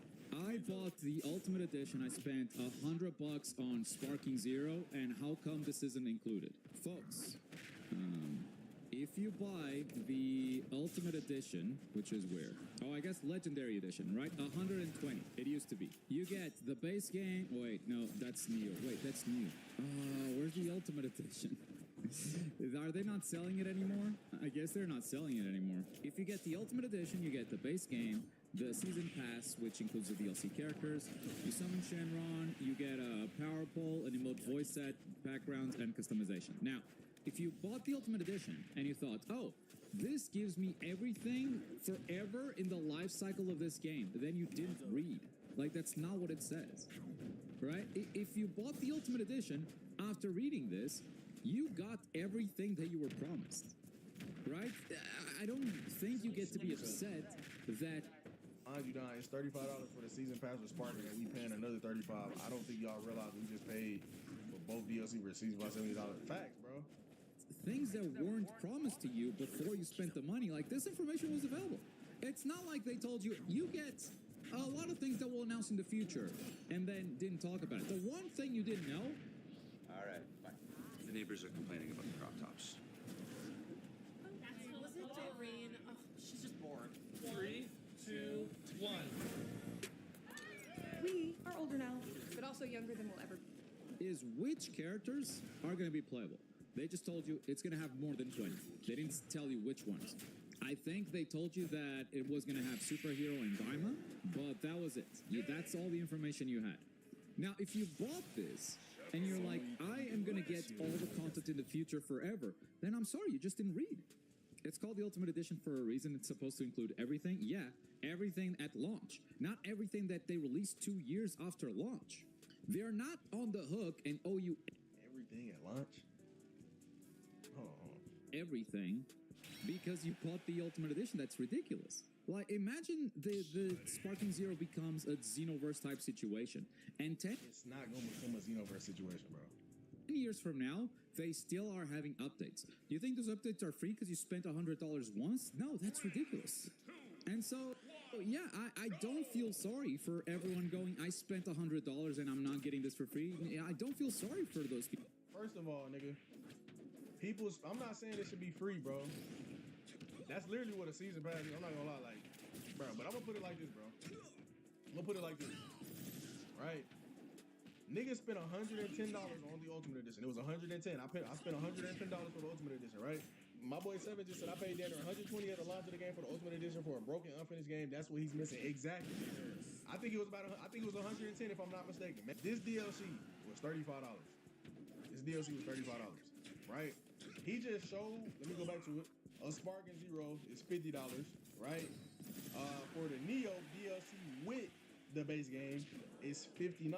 And this is on a discount, so it would be $79, right? It would be $80, right? For the Legendary Edition, this means the DLCs from before, the base game, all the DLCs from before, and this new DLC, right?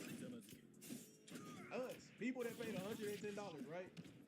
People that paid $110, and now if you add the DLC to it, we paid $135 for everything. For everything, we paid $135, right? So let's look at this, right? If you got to get the Legendary Edition, you pretty much, because it's 120. You know, normally it's $90 right here, but it's 120. We're paying almost, if I'm not mistaken, like $25 more, right? We are paying $125 more. Or not, we are paying $25 more for this DLC than they did, right? Since they get the Legendary Edition, right? That's why I said this DLC, if you had the Ultimate Edition, it should have been like $20, bro. It should have been $25. That's all I'm saying, bro. You know, it should have been 20 to 25. There's no reason we should have had to pay a full $35 for this shit, bro. That's all I'm saying. Now, don't get me wrong, y'all. The DLC itself shouldn't have been $35. But niggas that paid for the Ultimate Edition damn sure shouldn't have had to pay no goddamn $35. Upgrade from Ultimate to Legendary Edition should have been $10. Exactly. It could should have been something as simple as that. There should have been some type of discount. That's all I'm saying. I don't think it should have been free. If you somebody think it should have been free, that's I mean it's a little valid, a little bit, but I'm not gonna lie, right? I'm not saying it should be free. You know, They didn't tell you which one. You're gonna get updates. Do you think there's a before listening you learn from it, and maybe in the future you wait for reviews and you buy the basic version before you decide to upgrade? Because going all in on a pre-order on a game you don't know if you're gonna like or not is what leads to a lot of this anger online, I feel. Since this DLC is called Super Limit Bleach, not yet. Folks, put on your tinfoil hats. Putting on my tinfoil hat, what is the theory? This DLC is called Super Limit Breaking Neo. Okay. So who's to say there won't be an ultra earth-shattering meteor update? All right. that would be a fire name. I ain't gonna lie, that would be a fire name. Japanese titles of Tenkaichi, Tenkaichi 2, Tenkaichi 3 are Sparking, Sparking Neo, and Sparking Meteor. So because they call this Neo, that could mean they will have a bigger expansion in the future called They 100% are gonna do that. That's obvious, bro. They went over this multiple times. Meteor. I think yes. I think they saved that possibility. That said, I don't think they are making it. I think they were waiting for the results of this DLC to see if it was profitable enough to make another one in the future. But 100% gonna drop a Sparking Meteor, bro. 100%. I do think the naming has that in mind, has that little forward thinking. Sometime in the near future, an update that can add even more content than this.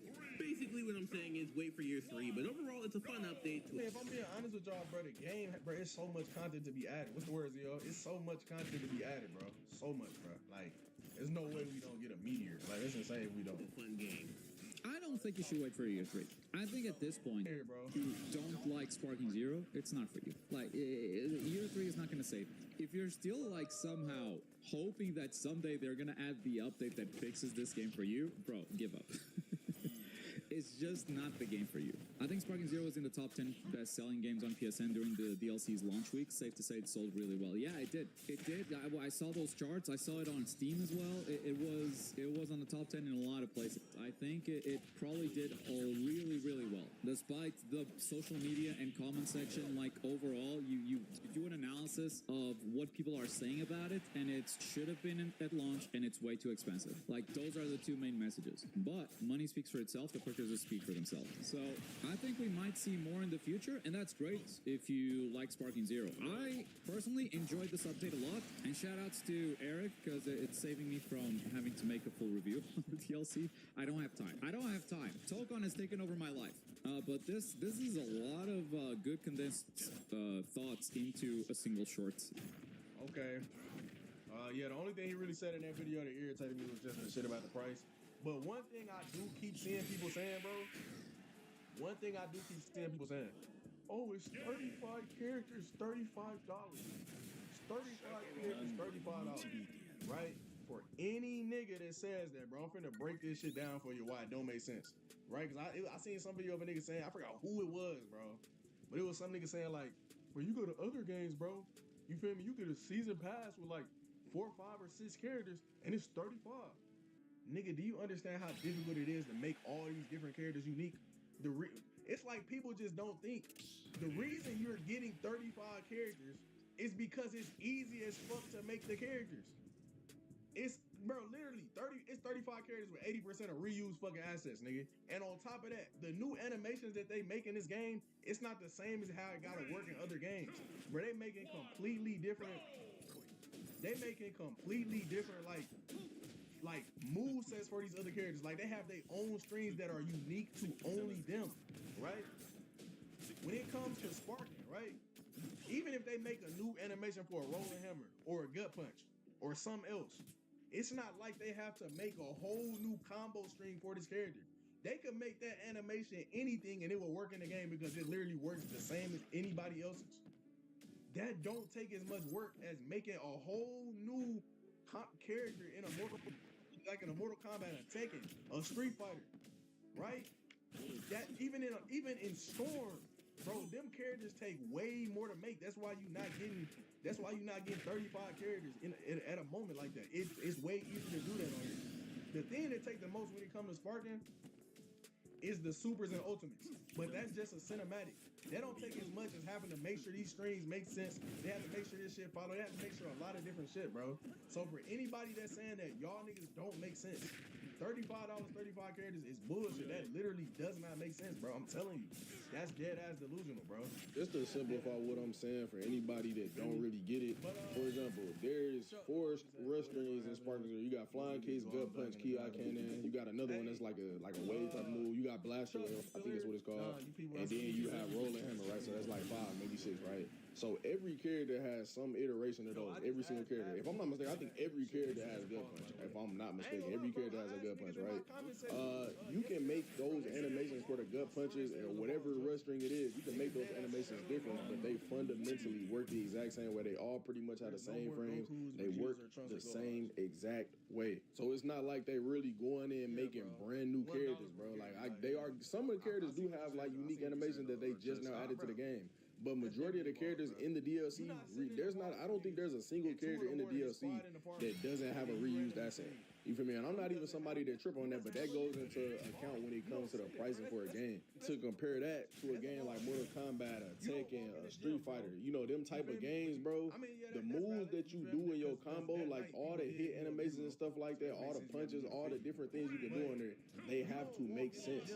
They are unique to the character. Like, they really had to go in and check the frames and do a lot of different stuff, bro. It's not like every single character has a gut punch, a rolling hammer, a flying kicks, a ki cannon. You feel me? It's not like every character has one of those or multiple of those that they can just throw in on this character. Like, nah, they can't do that, bro. These characters have to be unique. If I get on Mortal Kombat, I'm not finna get on. I don't think there's any character in that game that just plays the exact same or just has the exact same move. I can be like, okay, well, I can get on this character and play the exact same way I can play on this character. You feel me? There may be some similarities. You feel me? But it's not like, oh, this character has a gut punch. This character has a gut punch. This character has a flying kicks. This character has a flying kicks. And that's just how it is with the game. That's just how Sparking and the Tenkaichi series working. I'm not knocking that, but that definitely don't take as much work to put in than it does on a game like Mortal Kombat, Tekken, or Street Fighter or something like that, bro. That's why those games don't have DLCs that drop with 35 characters, bro. That should tell you something right there. That's literally just logic, bro. And if I am being honest with y'all, bro, the fact that all the rush strings in Sparking Zero pretty much work the same across every single character, and it's still we paying $35 for a DLC that's reusing assets for these rush strings at times, bro. That should take down the price in y'all heads off rip, bro. Like I said, the only thing that we really paying for that's just truly unique from character to character would be the supers and the ultimates. So I give you that. But even with those, like, bro, they work the same across every character. It's either a dash or it's a beam, bro. So it's not, bro. Like I said, y'all let me know what y'all think down in the comment section below. I don't think this DLC is worth $35, $20 to $25 max. I'm not knocking the reused animations. I'm not knocking the fact that a lot of stuff works the same. I'm just saying that's not worth $35. That's just my opinion. Y'all let me know down in the comment section below, man. But yeah, man, that's pretty much all I got for y'all this video. I hope y'all enjoyed this little shit. I appreciate y'all for watching. Like, comment, subscribe.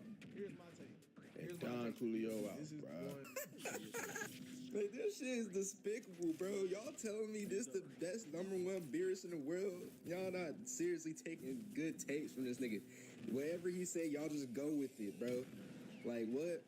I was really the first one supporting this nigga. Now he turned on me. Fuck wrong with him.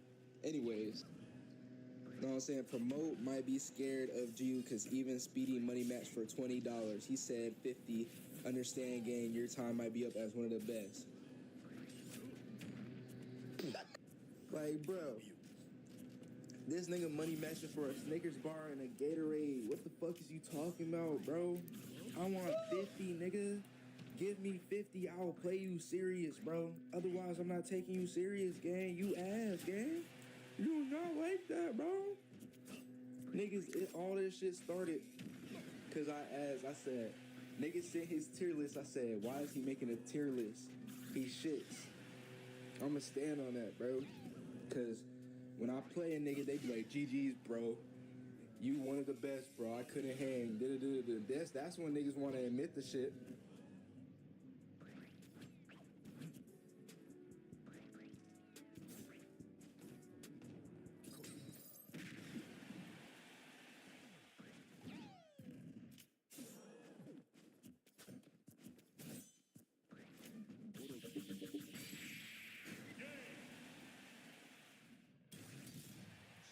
Marcus is maxed out.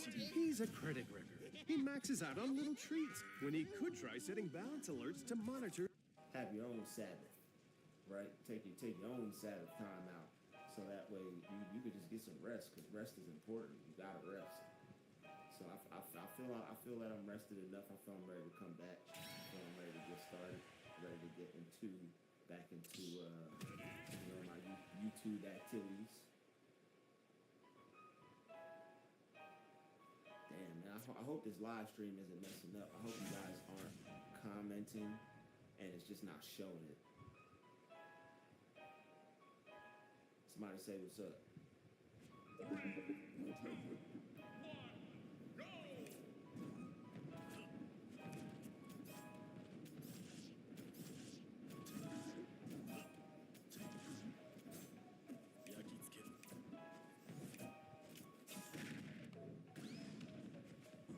I'm just sitting here listening to this beat I made. Y'all can vibe, feel free to vibe out with me if you would. Just putting some little grooves together, some sounds together and whatnot.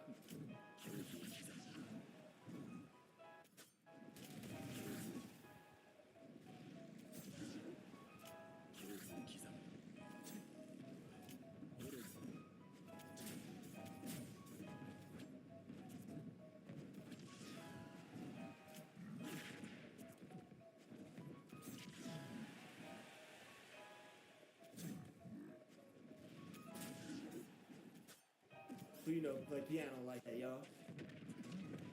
I'm pretty sure there's a lot of people that play piano, but not like I do. They can't get those spaces and those grooves.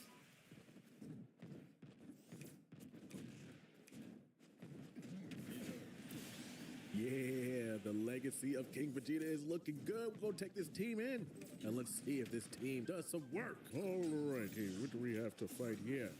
Careful. Alrighty, we got Pat Stacks here. Let me see him in a minute.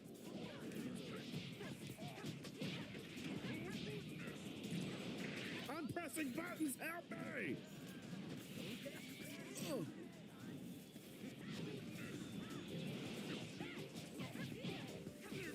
Get off me.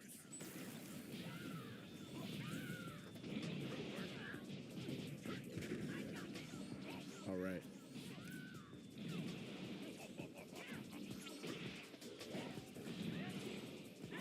Yeah, we ain't pressing buttons this time. Oh. Scram happy. I got her. I don't got her.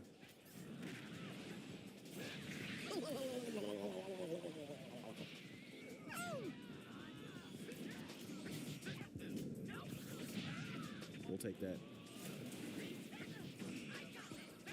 What you looking at?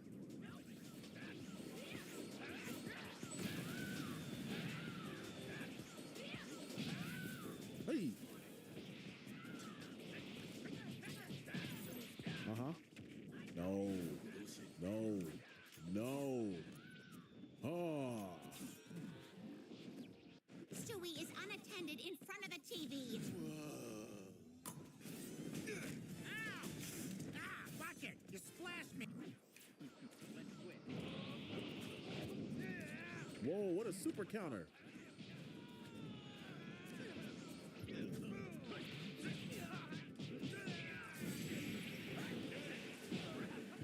Off me.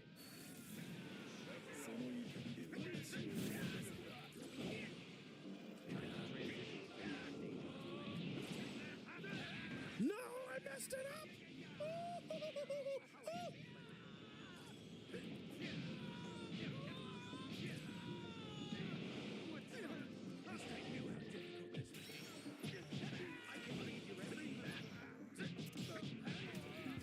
Whoa. Father! Whoa! Yeah.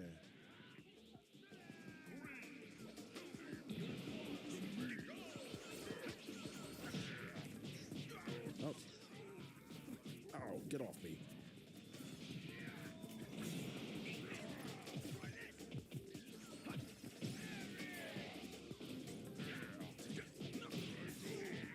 off me. All right, we're gonna need a little bit more power to deal with you, you big bucket of bolts. Oh! Oh.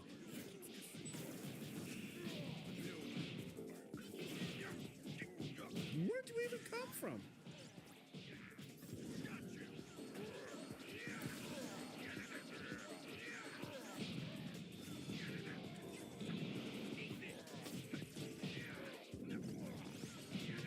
Try it again.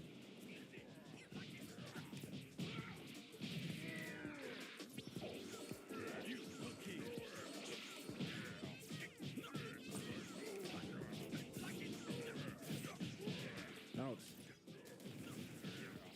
Get off me. Father.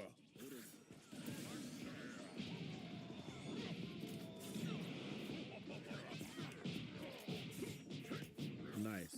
Get Ader out of here. Thank you for participating in today's Hunger Games.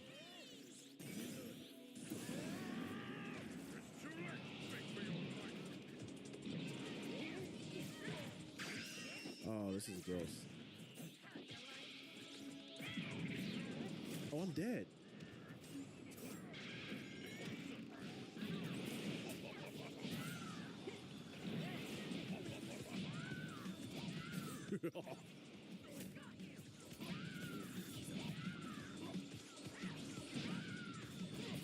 Uh-huh.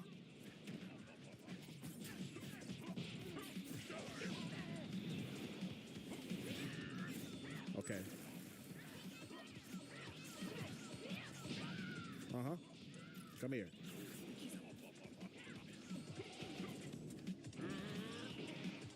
Better run. Off me.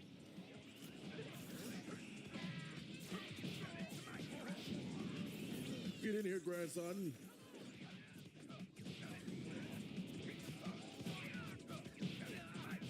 Get off me. Get hit with some attacks. Stay a while.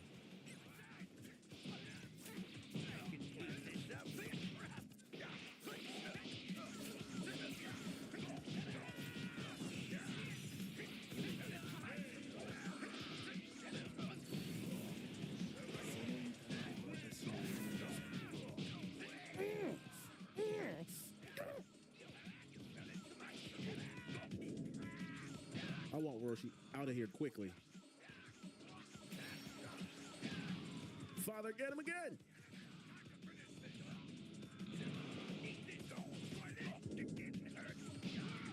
Big boy. You almost hit the ground there, old man.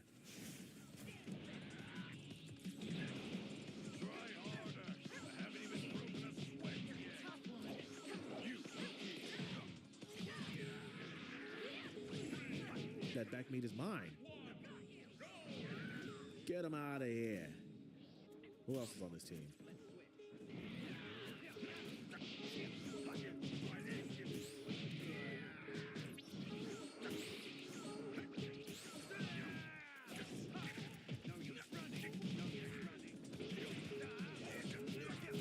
Ouch.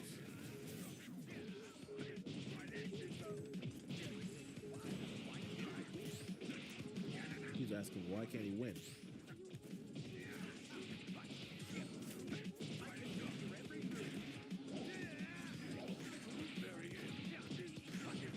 Oh my.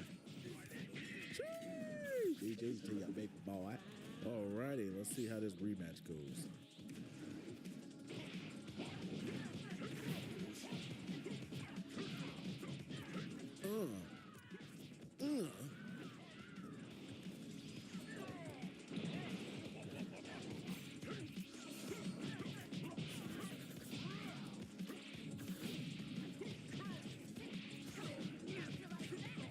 Ouch. Get off me. Get off me. Get off me. Big boy. A happy boy. A happy boy.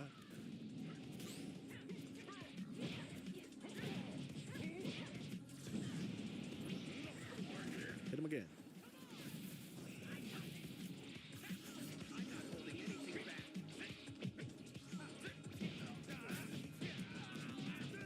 off me. Thank you, big boy.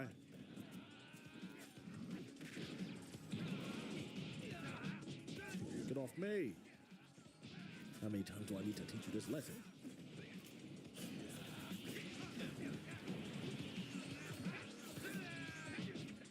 Whoa!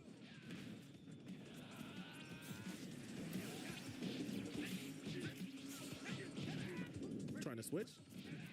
Now we gotta really put the hands on.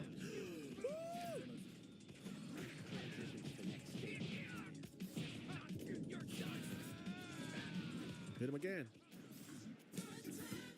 Protect your legacy and your dreams under the American Family Insurance roof. Welcome to Pit Stop Tonight, a talk show where Team Toyota's biggest racers pull off the track and on.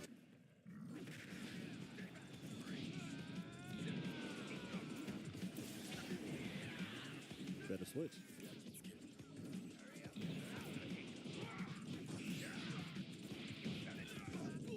Okay, he just steps in and does the same thing.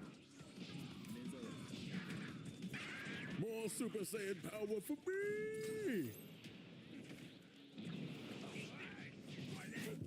No! No! Okay. Oh my gosh. Ouch. Uh-huh. Woo! I don't even need the blood waves in you. Ouch! Arr, get off me.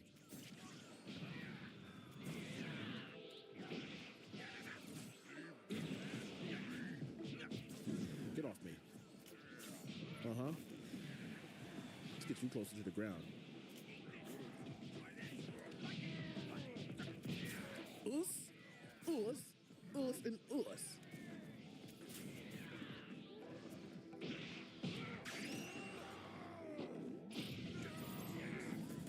That's cute.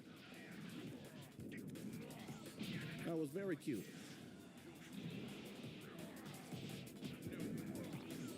That was cute, Ader. Very nice of you. Beautiful techniques. Beautiful techniques.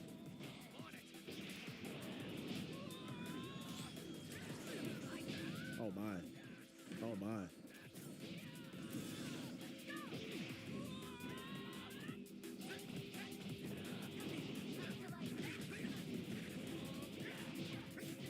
Oh my. Woo! Woo! Woo! Woo! Ouch.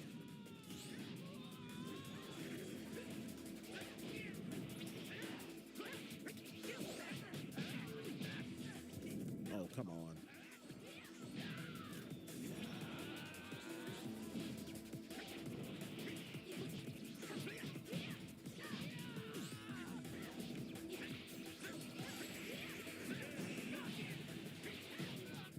Come on now. Get off me.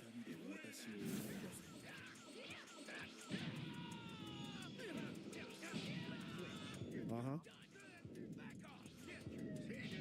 Yeah. Uh-huh.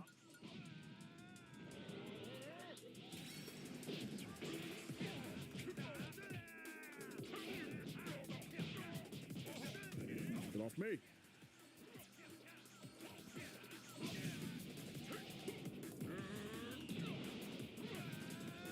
Uh-huh. Good vanishes. Good vanishes. Out.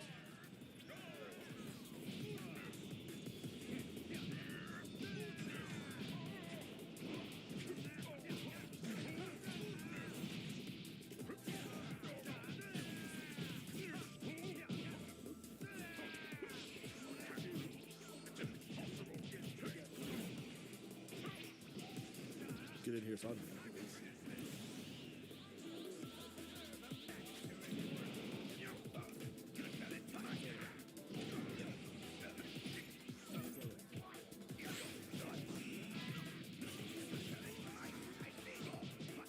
Okay, you're getting annoying now.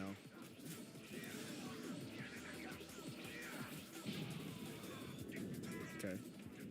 Okay. Okay.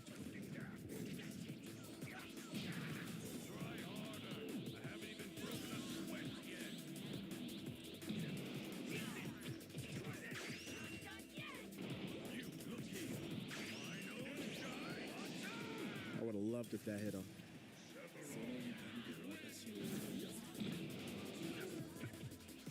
Nice. Oh!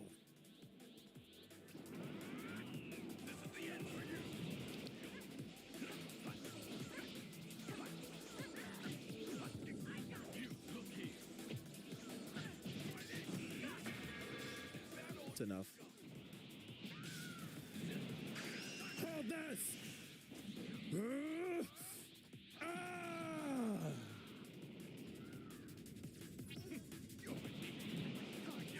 Get off me. Get Kefla out of here. Thank you very much. I ain't leaving nothing to you. That's mine. Big boy. All right, let's see how this match here goes.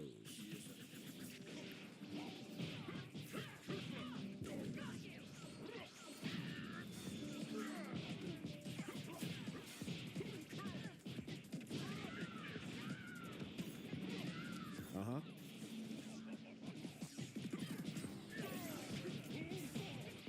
No, you don't.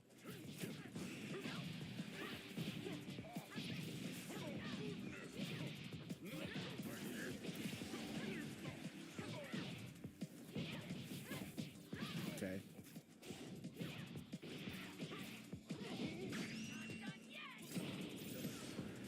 Hold this. Beautiful. Let's lock in on Superstar, where 3 new positions, tight end, edge, and safety, give you more ways to play your NFL career. My moderate to severe Crohn's symptoms kept me out of the picture. Now I have Skyrizi.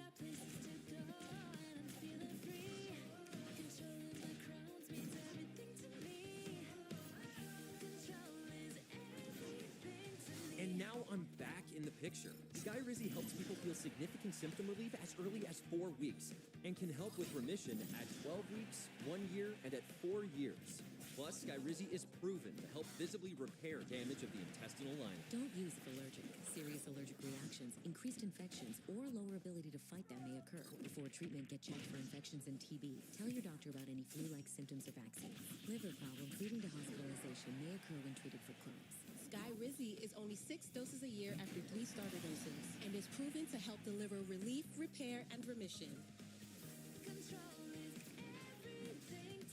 Ask your doctor about Skyrizi, the #1 prescribed biologic in Crohn's disease.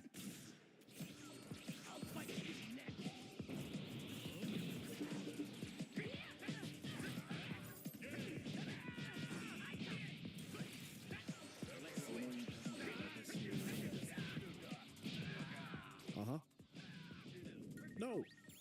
No. No. No. No. Ouch. Get off me. Uh-huh.